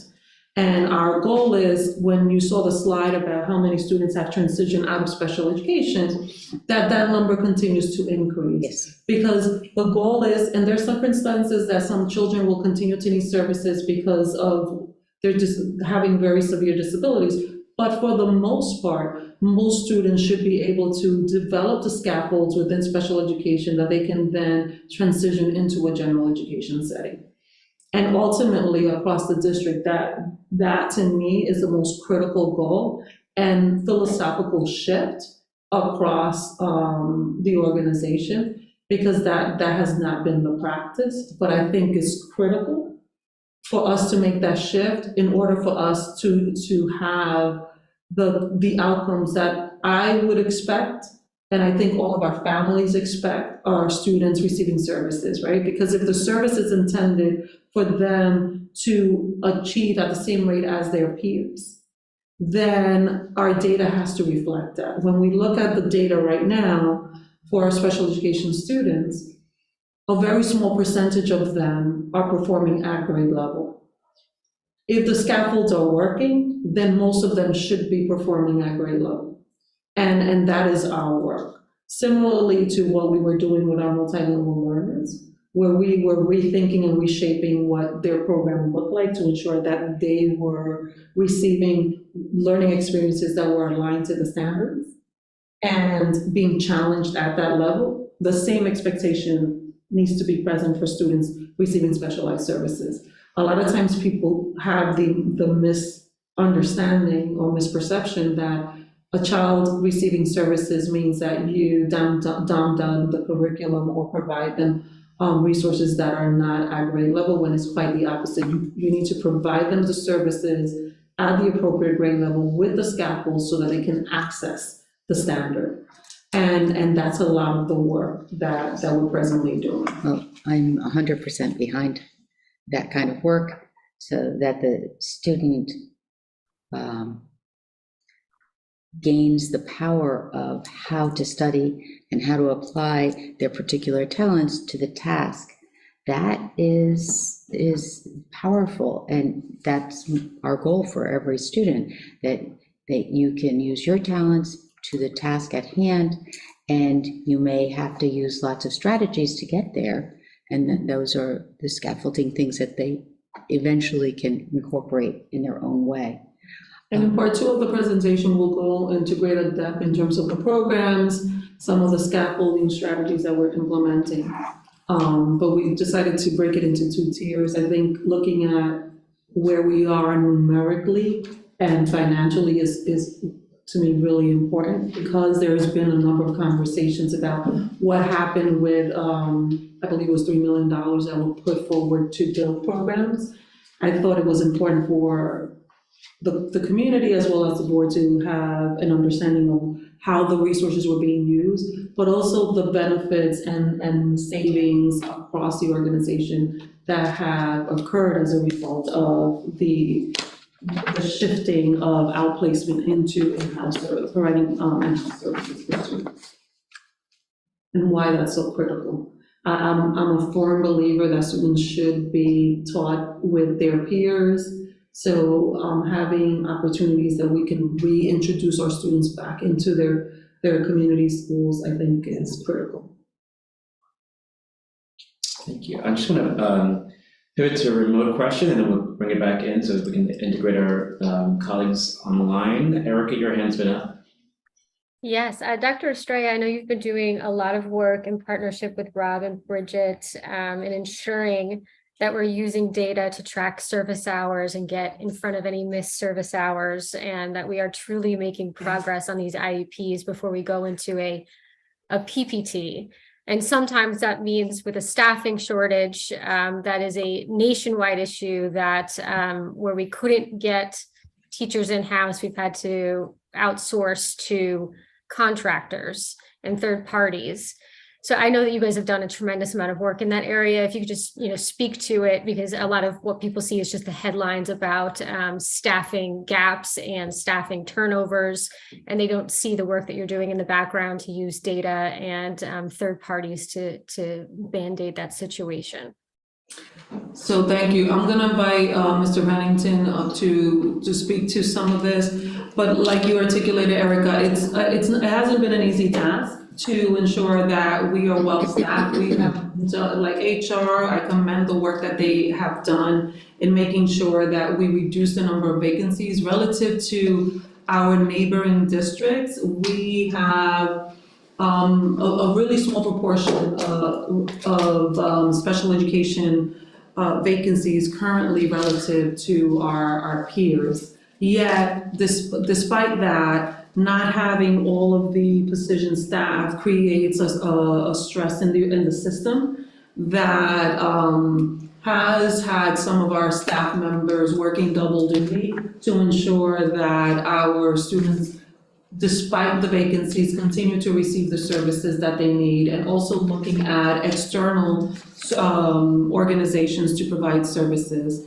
With that comes added cost. And one of the things that one of the challenges financially that we've encountered is that these outside agencies are costing sometimes double what they were costing us in previous years. Mr. Pennington, do you want to speak more to this? Yes, and Rob, before you just jump into that, just for, can you just also highlight the difference between a child who's outplaced and what Dr. Estrella is referring to as a third-party agency? Because not everybody may follow the difference between the two. So I think, Dr. Estrella, I think you answered the question pretty thoroughly. I think the only thing I would add is that sometimes bringing in a contractor to support students can actually cost triple of what it would cost for an in-service educator. So we have teachers who are out for different reasons, and it's hard to fill, especially in our related service field. When I'm saying related services, I'm talking about speech and language pathologists, I'm talking about psychologists, I'm talking about social work, and we end up having to contract with agencies around the state where they will send someone that can work with a school for a month, 2 months, 3 months, a year if need be, and those costs, I mean, it's very important that we get someone to support students, but those costs are significantly higher than having a staff member in-house.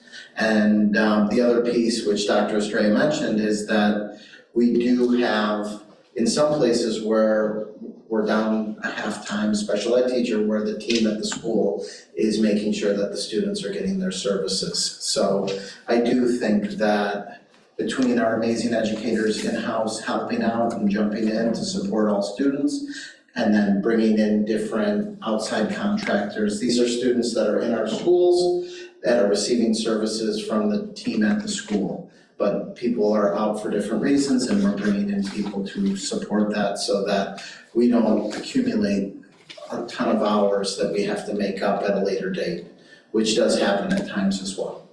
And despite that, we are constantly recruiting. I think we have 3 new staff members with special education certification that we will be introducing to the district in the next few days, if you haven't done so already. I know we were having this conversation like 2 days ago. And so we are actively always searching. We don't want to have these stressors on our staff, because I know that it's not easy given their caseload and the work that they have to do, that they also on top of that have to provide additional services. So every minute that we can, we are constantly promoting our district and looking for staff that can well serve our students. And just to add, last Thursday evening, it had to be around 5:30. Bridget Adams and Deirdre McKinnon were making phone calls to people who've applied saying, can you start Monday? Really, just recruiting and trying to talk about the programs that we have and how it's a great place to work and to fill these few vacancies that we do have. Thank you, and thank you, Erica. I'm gonna go to Kara, and then I think I saw Diana. Oh. Yeah, I have 2 questions. One probably a quick question, and the other one maybe not so much. But my first question is it safe to assume that academically talented is not inclusive of this data and what we're talking about here with special education? Are you talking about twice exceptional or what? The academically talented programs available at our elementary schools, gifted and talented. They're not part of these. It's numbers. not part of this. Unless there's a child that's twice exceptional. Okay, gotcha. And then my other question is kind of like more high level. I mean, we've kind of like zoomed in here, but at the beginning of the presentation, you were talking about special education prevalence rates starting back in 2015 and just the the study in, up Klein in Connecticut and also here in Norwalk.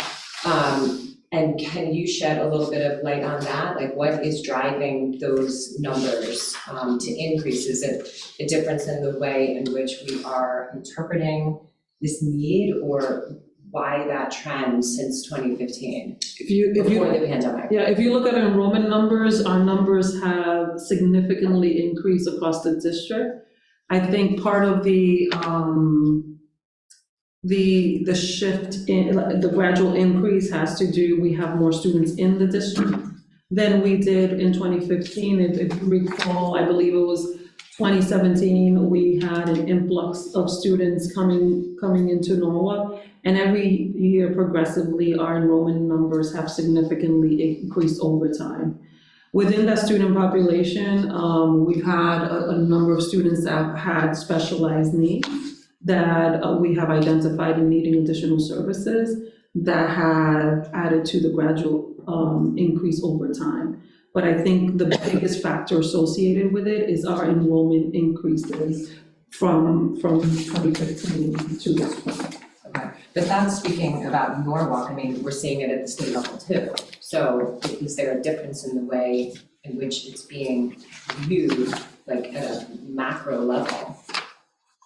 I don't know how the state is looking at the number holistically, and I haven't looked at what the total student population size is statewide relative to from 2015 to 2021, but we can look at that information and add that to our part 2 presentation to see if it's associated with enrollment increases statewide, or if there are other factors that they were looking at that shifted, that created the gradual shift in terms of the percentile for the state as well. And I mean, going even wider lens, like, is this a national trend? Like, are we on par with what's happening around the country? If I may, Dr. Estrella, I have read headlines that the financial impact of COVID did result in families pulling their children out of private schools where they were receiving these services and moving them into public schools. And that has also contributed at a national level.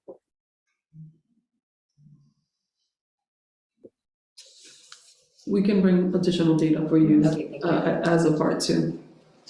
Thank you for that question. Other questions or discussion? How do we feel like our vacancies at this point in this area are comparing to our other districts, other like districts?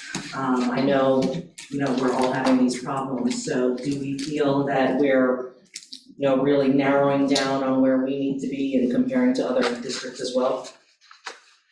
I think that we see comparable concerns in comparable districts. And then we see similar concerns everywhere.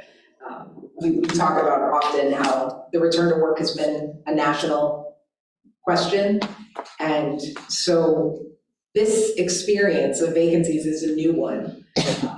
As a special educator coming into the field 10 years ago, it was incredibly competitive and a really long process. And we found now that the recruitment has to start beyond the vacancy, before the vacancy. And so we're looking to partner with the universities, with high schools to grow the pool, terrible analogy, but to increase the number of individuals who are interested in coming into education as a whole, and then certainly special education. I think the answer is yes. We see similar patterns with our neighbors and nationwide. When we look at where we are now, I'm incredibly careful. I'm an hour counter, so I watch really carefully how our vacancies impact our young people to ensure that those services are in place. And we're looking always for creative space to ensure that young people get their mandated service, regardless of where we fall with vacancies. Mr. Pennington highlighted the recruitment that occurs in our office. Typically in the later evening is when folks answer the phone. It's a pretty great place to work. We're doing brilliant things for young people in district, and we hope that that attracts in ways that other districts don't. We are up against other districts and incentives that are being offered to special educators in other shortage areas. One such district published yesterday the ways in which they're going to recruit and encourage folks to come. And so the better we do in supporting our educators, the more progress and the better our students do, which is the ultimate goal. But certainly as we look to retain and we look to support. And just to add on, relative to other districts in terms of numbers, we're faring better, yes, not worse in terms of the number of vacancies that we have in districts similar to ours.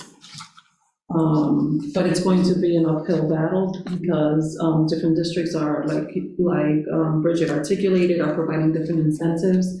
So retention will be a concern for the upcoming school year and throughout this year if people start offering more than what we are currently budgeted to provide.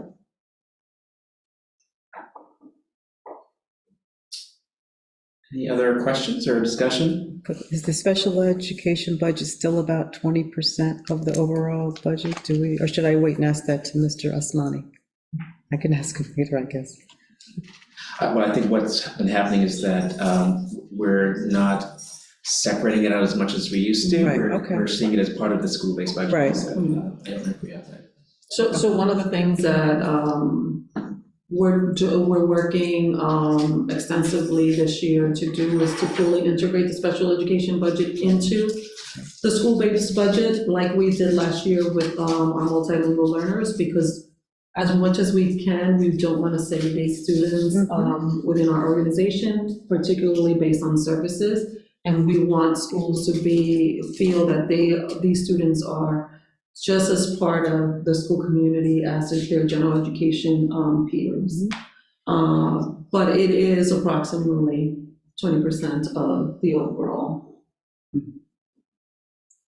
And a lot of it has to do because of how much it costs per pupil. In some cases, without placement, some students cost 20 times as much as one general education peer, or one special education student being serviced in-house. So a lot of our increased cost is associated with the out-of-district services. Out-of-district placements could be $200,000, $300,000 a year, right? And in some cases, half a million. Yeah, right, so it's a lot. And a lot of that has to do with, a lot of these costs have been significantly elevated after COVID. It's important to note in that slide that illustrates increased cost in some of our partner locations, that amount to provide education for one individual is not inclusive of transportation costs. I think I mentioned that. Yes, you did. Yeah. So this does impact our budget, for sure. Significantly. And that's actually the comment I was going to make, which is that I really appreciate when we have these kinds of conversations that we do draw a connection to how they relate to some of the numbers in our eventual budget requests. Sometimes people look at those numbers and they see cost. And I think it's important for folks to understand what those numbers represent are investments in things like our special education programs. And I, if I may, like really well-conceived investments, right? Seeing it as a service. Is that what I sound like? Seeing it as a service and not a place, and really seeing it as a way to find best practices for our gen ed students as well. So it's I think very important that people see that connection when we approve a budget in January. It's for this. And in fact, I really appreciate it that you did some math for us, because I'm not, that's not my forte. It might be helpful, actually. Do you have a cumulative number when you had those years of the what if projections? It'd be really kind of interesting to see what that adds up to. We calculated it. How much? 48 million. Of course you did. $48 million saved by investing in special ed in Norwalk. It's really good. And I think that we have the opportunity to engage in more cost savings. We will talk about this next month, about how we're thinking about additional programs that we are looking to build within the district. that will allow us to bring home more students and add additional savings to the district, but in turn also give our students an opportunity to be with their peers, the kids that are in the community with them, that they know, and that they can start forming relationships that will be lifelong and everlasting. That is harder to do when you are outplaced and not within your community. So. Are you referencing on other programs other than Success Star and? In addition to the ones we already have. In addition to those, not That will just better serve- expanding, but actually in addition. In addition to. Thank you. So we have currently around 96, did I get that number right? Outplaced? 99. 90. It's a bit low, it's a bit lower this year Okay, than the data. so 90 students that are outplaced. And looking at what are the services that they need and how can we create in-house programs to bring students back? Or to prevent that. Prevent those placements. We're starting to identify ways in which we can serve what's presenting today. What presented in 2016 as a need may have shifted. We look forward to shifting to meet them where they are. And then I imagine there are some that we can't serve here, no matter what. Certainly. I mean, you have to remember that. I mean, we do as much as we can do here. There are some Yes. children that That's absolutely right. have needs that they have to be outsourced. And that's just the way it is. And we have some students that are in outplacements that are residential. Right. So they require different care. And we will always have students that are outplaced. The question is, what percentage? And how can we continue to provide in services where it's appropriate? Right. It's similar to special education services, or students because of their disability that might need services throughout their experience. But that's not the majority of students. Yes. And we want to create the space to be able to support them. Right. If we can't support them in district, and ensure that those funds are accessible when we have a young person who does require that level of programmatic need. Yeah. Thank you. Terrific. Thank you. Thank you so much, Bridget. Thank you so much. Rob.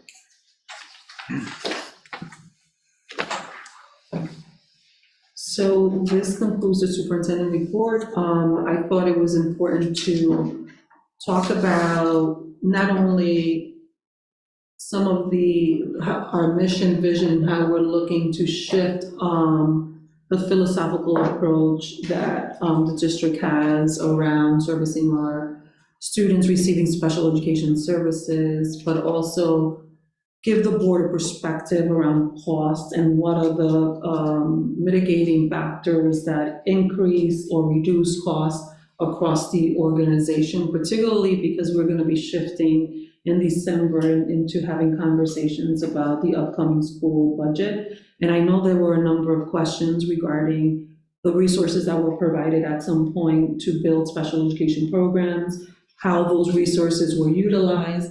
And I thought it was important to not only show how they were utilized, but also some of the cost benefits associated with that as we enter the new budget cycle planning period.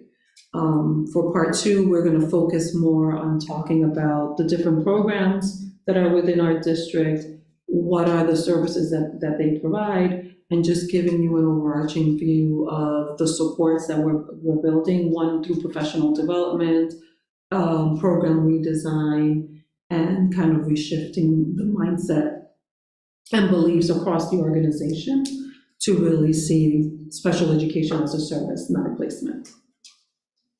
So that concludes my report for today.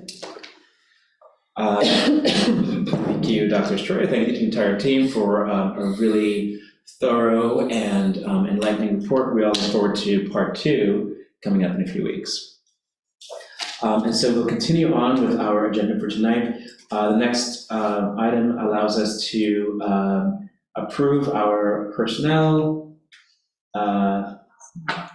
moves our budget transfers and our minutes in one consent vote unless there's any objection.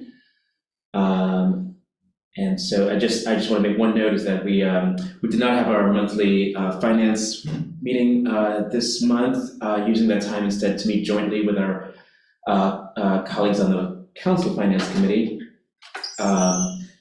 However, these budget transfers are a way of reflecting the actual spend, which sometimes deviates from what is projected. I think if people have questions, Linda's here. I'll open the floor for a motion to approve the personnel budget transfers and minutes. Thank you, Diana. Seconded by Janine. Any discussion or questions on the consent vote? Seeing none, I'll call for a vote. All in favor of approving the personnel budget transfers and minutes, please say aye or raise your hand. And that's unanimous, thank you. And so now we can move into our actions for tonight, starting with the approval of the renaming of our NHS tennis courts to honor Coach Keogh, and I think they had to leave, but we appreciate the commentary, the tributes paid earlier by members of the public. I don't know, Dr. Stray, if you want to frame this in any way specifically? So as you heard in public comment today and Dr. Moore articulated, he was a very valued member of the community, and the community, I know, advocated to the board as well as my office in making this tribute to his years of service here in Norwalk, and particularly because he was such an outstanding coach, mentor and supporter of our students across the district. So we're hoping that the board considers naming the Norwalk tennis courts in his memory and for all of the years of service that he put forward for all of our children. And just to be certain, with the renovation of Norwalk High School, assuming that we vote to approve this, that would carry through the new. It will carry through to the new site. And are there any other proposals for names for the tenor, dedications of the courts right now? Or this is the only one that came through our office. And just to expand on the Kara, this was, just so folks understand, this was not something that came up through the board, it was something that came up through some of the community members, former players, when the request was made through the board, we let them know that that should go through the school itself, the SGC and the principal, and so they went through that process, and of course, I think the school community is in favor of that. Okay, so they've already reviewed, approved, and now it's passed. Correct, yeah. Erica? All right, old hand. Old hand. That's her vote. Okay. Other questions or discussion? If not, is there a motion to approve this renaming of the Norwalk High School tennis courts? Thank you, Mary Ellen. Seconded. Kara, thank you. If there's no further questions or discussion, I'll call for a vote. All in favor of approving this renaming, please say aye or raise your hand. And that's unanimous. And I want to just say congratulations again to Coach Keogh's family. And thank you again to the members of the public, the former players. It was really touching to hear those tributes shared earlier in public comment. Moving on, the next two action items are related, and so I'm going to suggest that we can consider them together. We have the approval of ed specs concerning HVAC projects at Nathan Hale Middle School and at Silvermine Elementary. And these were presented to us at facilities last week, and I can throw it over to Diana to give us any more context that we might need. Well, discussions have been going on about different projects, facility projects, and these two came up as either one was in the process of being done, and I believe the second one was just finishing up the renovations of the HVAC. So these are not new on our calendar. And it's just basically approving them and moving them forward. And I believe the only thing that is new-ish is the potential to get added reimbursement from the state. That's what I was going to ask you. Does this have something to do with the state? Correct. Projecting that they would fund things in the last month.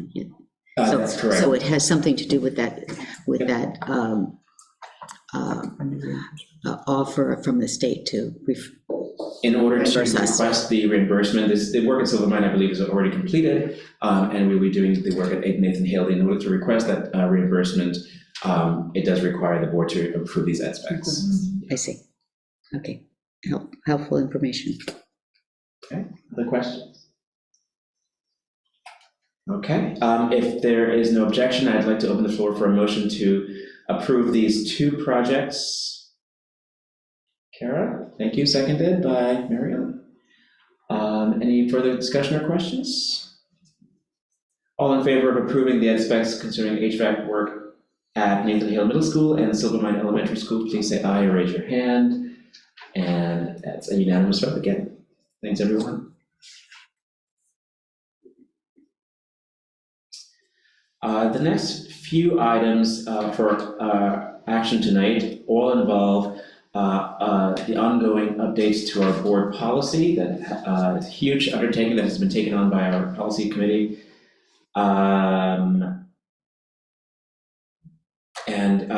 Before, just as a way, by way of introduction, and I can again throw it to our policy chair, Diana. These changes are important in making sure that the Board of Education policy in Norwalk Public Schools is consistent and adheres to state guidelines. They have not been looked at in quite a while, so this is long overdue.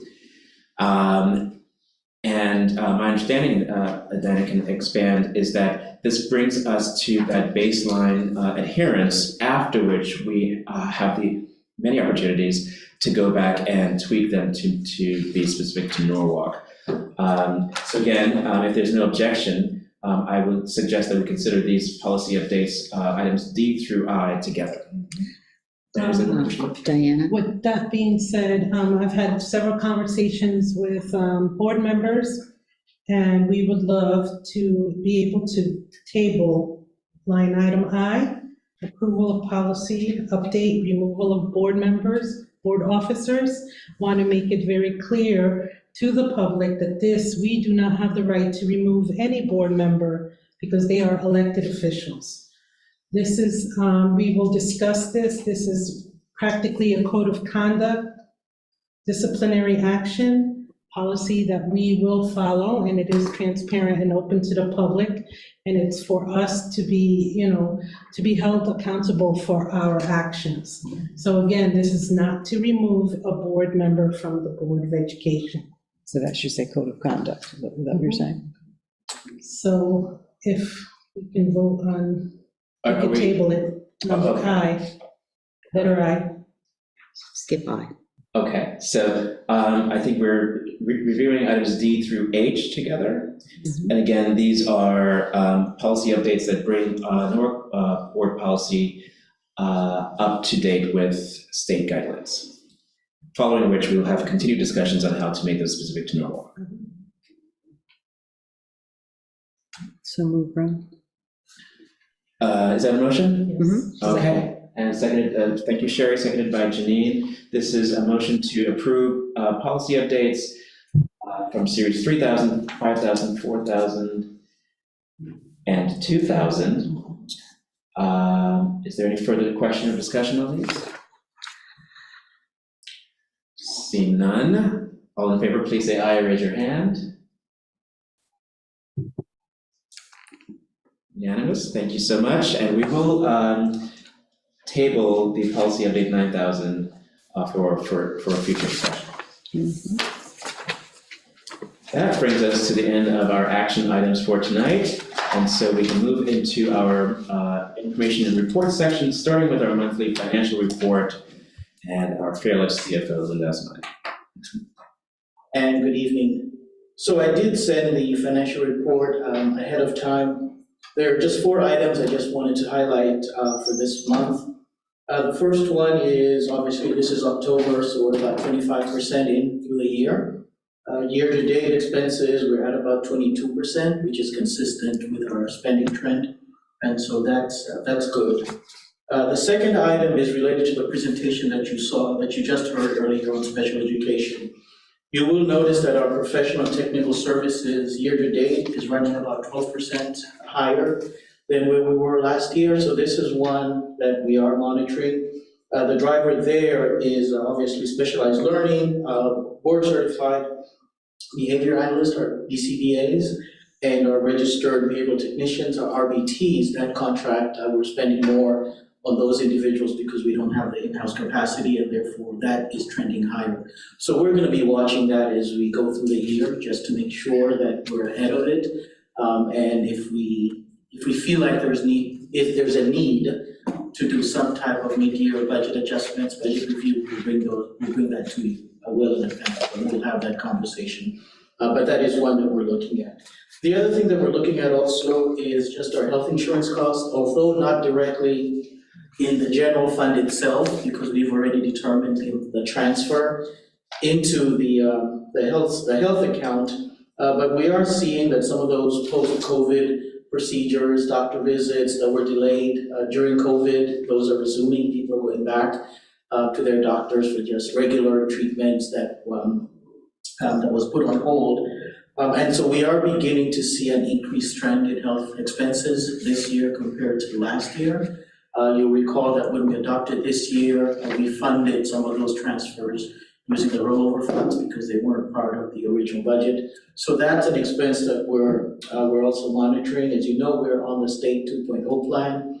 We had a presentation today by the state. They're asking us to budget 9 to 12% increase next year. So we're looking at that as well. We thought we were being conservative by putting in 10% in our initial budget estimate, and so we're having to revise those numbers as we go through the budget. So that'll be reflected in the budget that you see. So we're watching those health expenses as well. And then the fourth item is, you'll notice that property other services is up 72%. That is really more an accounting error.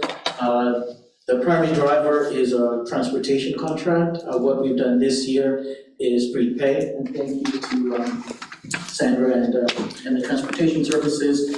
We're trying to get ahead of that contract. It is a fixed contract, so we've prepaid that amount, which is not what happened last year. So this year it's trending higher relative to last year. But as we close out the year, that'll stabilize because it is a fixed contract. So we don't anticipate that to go over budget, even though it's showing that we're 72%. It just reflects that prepayment, the early payment that we did this year, just to stay on top of our bills. And I'd be happy to answer any questions.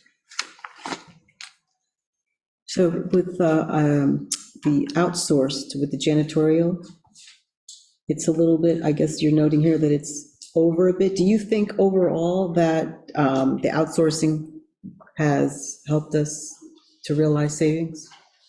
Yes, because what's happening is you're seeing increases in the contractual services, but we're seeing savings on the personnel and benefits that are associated with having those services in-house.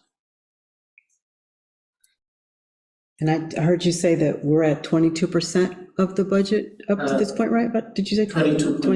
Okay, that's kind of low, right? I mean, because we're almost half, we are 25%. 25%. Right, but I mean, because the budget started in July, right? So we're like halfway, so that's quarter. July? Yeah, 4 months. Yeah, 4 months in, okay, all right, yeah. Just, Lula, as you mentioned, the guidance we're getting from the state insurance plan, which can you give us, I know some of this is ongoing, the status of our look into alternatives for the Federation?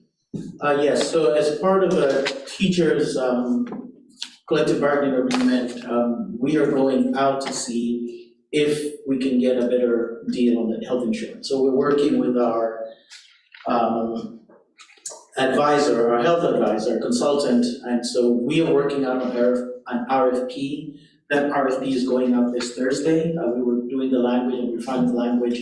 We got our risk manager involved early on day one, and so he's provided some input into that. We hope to go out Thursday, Friday, the latest. We're giving it a 4-week turnaround to get the bids back in. We hope to have those by end of mid-December.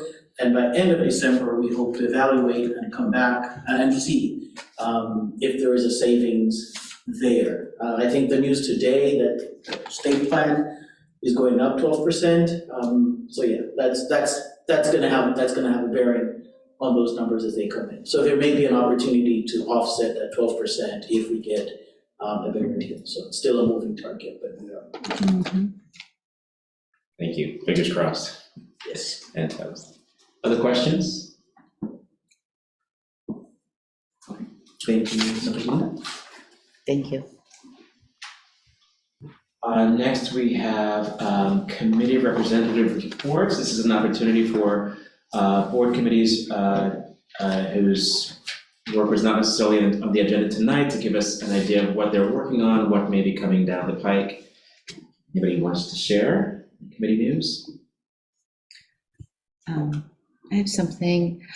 This is for my liaison work with CES, Yeah, we can do committee and board liaison reports together. Is that okay? Please. Okay. I had an opportunity to, we have this meeting once a month, but I had an opportunity to go to Trumbull. And one of the schools that CES has on its campus is a regional center for the arts. And so it's called RCA. And it is a school just for the arts, an afternoon arts program that is available to everyone in the region. What I was able to see is some of the workshops going on at a time.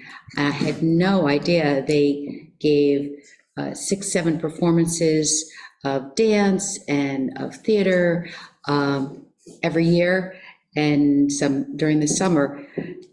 I found it really interesting, and that it was accessible to Norwalk, but unlike some of the other towns in the area, we would have to provide transportation unless we had 15 of our students go, and then they would provide the transportation.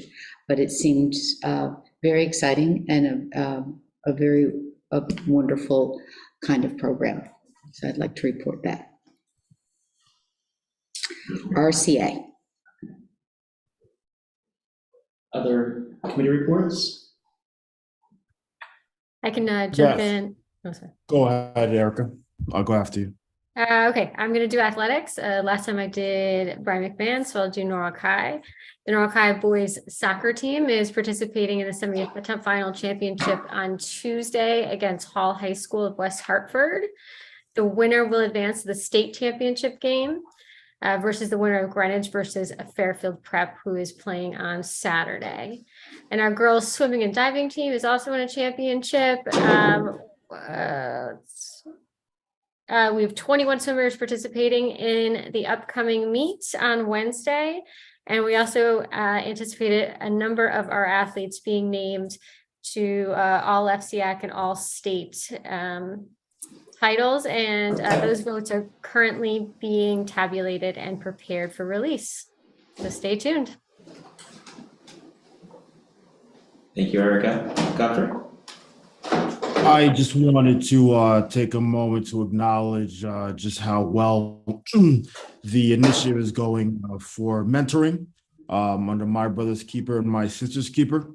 I had a great opportunity to really see the youth mentors and mentees who are from our schools really engage in just some deep connecting and a celebration event this past 2 Fridays ago, actually. It was really encouraging and exciting to see just the level of connection made between the youth and how engaged their mentors were. So the initiative is going well. I just wanted to take a moment to shout out the participants and Dr. McBride as well.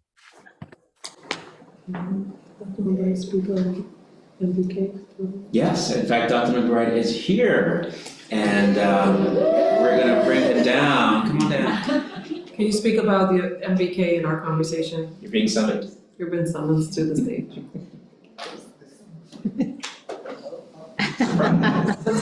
Never wait me getting you to the microphone, Dr. McBride. He's doing cartwheels. Good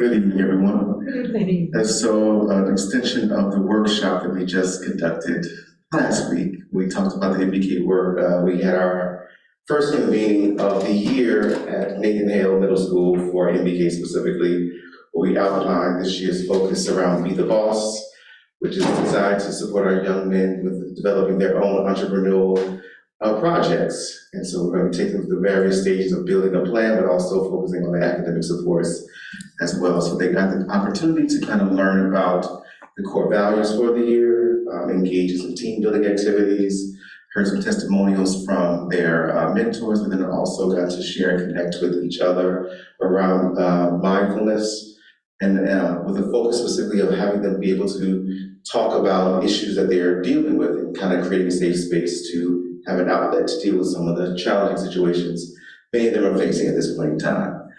So we were really excited about having the opportunity to have Godfrey come and experience that, then more specifically just being able to feel the energy in the room as these young men were sharing their stories. We know our young women also are engaging in that work led by Mrs. Shante James from Brian McMahon. She took the young women to go see Woman King with this idea of empowering our young girls to know that there is an impeccable force that they have when they are able to connect with each other and advocate for themselves, but then also rely on sisterhood to bring them through any challenges. So we're really excited about how things are starting off for this year and look forward to our monthly convenings, kind of building off of each of the concepts that we're teaching the month before. And it's also connected to the school because the idea is that whatever we talk about and discuss at our district-wide convening is reinforced at the school level mentorship that's actually happening as well. And one final thing I'm really excited about is being part of the Norwalk Mentoring Program. It's an additional program where there are about 426 people who are matched with one student, and you meet with your one student every single day. So myself, Greg Burnett from the Common Council, Principal Dr. Moore from Norwalk High School. We all have our own individual mentor that we kind of check in on every single week, and the impact it's been having has been phenomenal because there have been some students who've been connected to mentors since kindergarten, the same mentor that has become like family to them. And so we are going to be hosting our very first town hall mentoring program collectively with this program in January, hopefully be held at Norwalk High School. So pretty excited about that as well. Can you speak about the MBK visit, potential visit? Oh, so we are formalizing the actual partnership with My Brother's Keeper, a national organization that is utilized to identify, specifically for the high school, fellows. And so these fellows are young men who are 11th and 12th graders who are going to college, and they are followed on this, they're put on this path, this track to really be able to, number one, support them getting into college and then make sure they actually graduate as one of the pillars of the actual program. So I had the opportunity to meet with Mr. Kwame Norwalk and Ms. Kirsten Dust from the national organization last week. And they were super excited about the fact of our model because in a lot of places, they don't have the autonomy or the actual backing of this office to really be able to move the work around policy, around funding, around developing the actual program in its intention. So as I talked about before, there are 6 pillars, 6 milestones. And so based upon our current structure, we're able to facilitate that. So we actually want to come to Norwalk because they had not even considered Connecticut as an option for MBK because they didn't identify it as a high need, because they assumed that because of whatever the affluence associated with Connecticut in general, that there was not a population of students who would benefit from the program. So after our conversation, we're talking about the diversity that's actually here, our demographics, our students' disabilities, our MLLs, boys of color, they are really excited to partner with us. So looking forward to that. Thank you, Dr. McBride. No problem. Sounds great. Nice. Yes, thank you, Dr. McBride. Thank you. Always ready. Born ready. Are there any other committees? Yeah, Kara? So I have an update on the safety task force. So we had our first meeting of the year back in the beginning of the month. There are about 20 members, I want to say. It's a compilation of people from the cabinet. We have some school administrators, some teachers, some parents, some board members. Janine's on it with me. So it was our kickoff for the year. And we spent some time kind of setting the purpose for the task force and what we're going to be focusing on this year. Kind of picking up on some of the work that we did last year, specifically focused on discipline. We looked at data from last year as related to in-school and out-of-school suspensions and, what those numbers look like now that we're coming out of COVID. And moving forward, we will be looking at ways to rethink discipline and how to reduce the number of suspensions, which obviously lead to other issues for our students. So we're meeting monthly and looking forward to continuing that work. Excellent. Very important work. Thank you. And I will just want to share, just as I mentioned earlier, just to get it on our record for tonight, we did, as a finance committee, have a meet jointly with the Finance and Claims Committee of the Common Council last Wednesday. It was a meeting to really formally start the conversation. Of course, that process has started even before then, but to formally start the public conversation about the budgets that we'll be presenting for the upcoming fiscal year. And just to reinforce what Dr. Estrella and Linda Usmani shared at that meeting, which is that we are approaching this year's budget as a maintenance budget. We are not adding any new initiatives. We are doubling down and doing the work of helping our students continue to recover from a pretty tough time. And I want to thank Linda Usmani for sharing an overview of some of the macro factors that will affect some of the final numbers in our budget requests. Some of these things that are happening external to the actual educational programs that we offer, such as he already mentioned, rising insurance costs. We do have new union contracts negotiated. We have some outstanding questions about our insurance liabilities and the perennial question of expiring federal grants. So just to share that conversation that has officially started. And I wanted to also add, because it's come up in other contexts tonight, that a couple of my colleagues and I had a chance to attend a conference for the Council of Great City Schools recently, and it was eye-opening in many ways, but chief among them for me, and I can invite Diana and Godfrey to share their insights, was that there is not a single school district, particularly urban school districts in the country, that is not grappling with the exact same questions we're grappling with here in Norwalk. I mean, almost identical. It was like looking into a mirror. And so that was eye-opening and also instructive in getting to share some of our learnings and best practices with folks around the country. Yes, that conference was very eye-opening. One, because there's, we look at Norwalk and we just happen to live here, and this is where we're hearing things. But to see other districts and other leaderships and discuss that they're having the same issues, sometimes their issues are actually bigger than ours. And for me, the most important thing that I actually came with was, we are so ahead of the times that it is unbelievable. And Dr. Estrella's vision and the way she's pushing this district forward has made such big positive strides, because when you hear these other districts speak and these other leaderships speak, and they are just coming to, for example, one of the things that they were discussing was the family centers. So for me, I thought Family Center was just here in Norwalk, but that is an idea that is just starting to come out on other districts. They're just starting to plan those, they're just starting to have those budgetary conversations. And here we are with ours already set up and seeing how it's already creating a big impact to the community.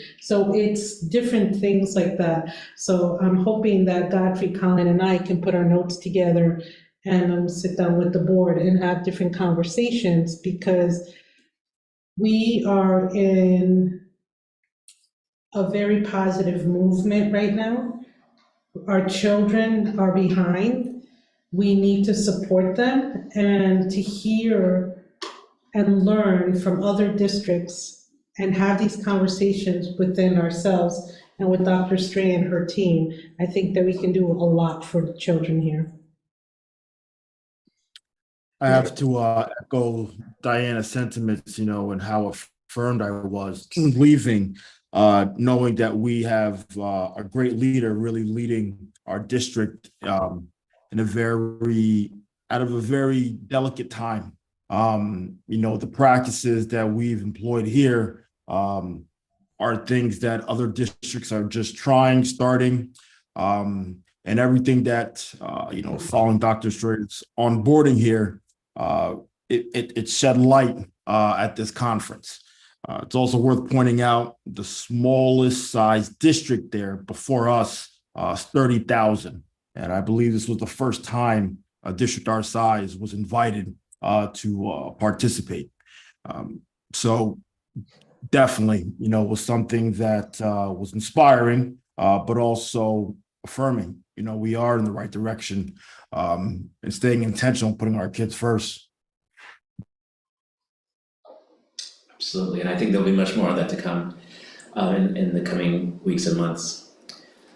And so one last thing before we adjourn is just any personal board member announcements? Well, Saturday, if you want to drop by, I'll be at St. Philip's collecting food.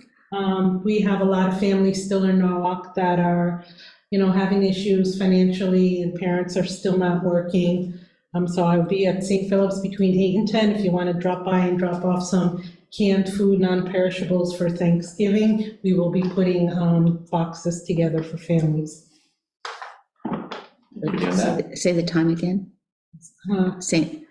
Saturday at what time? Saturday, 8 to 10, St. 8 to 10. I don't have a personal announcement, but I'm gonna put one of my colleagues on the spot because Ms. McCready Brown recently got married. I was keeping it a secret. I'm sorry. That's okay. Thanks, guys. Thank you. And I want to make a statement. Can I? Yes. I want to kind of piggyback on your comment about the budget, and that is to either remind and or inform the community that LEAs, or local education agencies, are creatures of the state. And while the city and or a town will provide funding to the LEA, it is the board that makes the determinations about how the money is spent. And I just thought it was important just to remind everyone to be thoughtful of that as we move forward, because I'm not sure that everybody knows that. Perhaps they do, but it's just a reminder that once that money is provided, that it is the board that makes the determination about programs going forward. It's always a good reminder, Sherry. Thank you. Yes, thank you. I think this is probably how you lay down low with your new husband as well, right?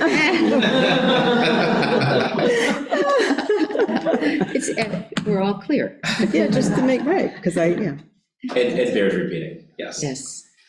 Any other personal announcements? I just have one thing to say, if that's okay. We look at this mural in the back, and I'm wondering if everyone might think, isn't that a beautiful painting, but not recognize that it's actually a place right outside of the Norwalk Harbor. And I'm familiar with that because I row out to there, and I can recognize the lighthouse is over to the left, but the little island here and there. So I just want you to know, it's not only, it is a beautiful picture, but it's a beautiful picture of Norwalk and then part of the Norwalk Islands. So And that you celebrating row. Norwalk. And that you row. Oh, yeah, that part too. 3 or 4 times. Well, 3 or 4 and times. I do want to again thank in particular my colleagues on the board for being just the best to work with. I have so much confidence in passing the torch to Diana, and who will be supported by Godfrey and Sherry. I don't know if this is, I haven't done the entire history, but one of the things that we have seen in Norwalk as a city, but particularly Norwalk Public Schools, is that our population of Spanish-speaking families has grown by leaps and bounds. And I think it's notable and important that we have Latina board chair. So felicitaciones. And gracias. And I think I'm gonna do the research, but I think you're the first. I think the first, and not the last. Wow, okay. then. Okay, the first. Gracias. And on that note, if there's a motion to adjourn, all in favor? Yes. Thank you so much, everyone, for joining us tonight. We'll see you back here next.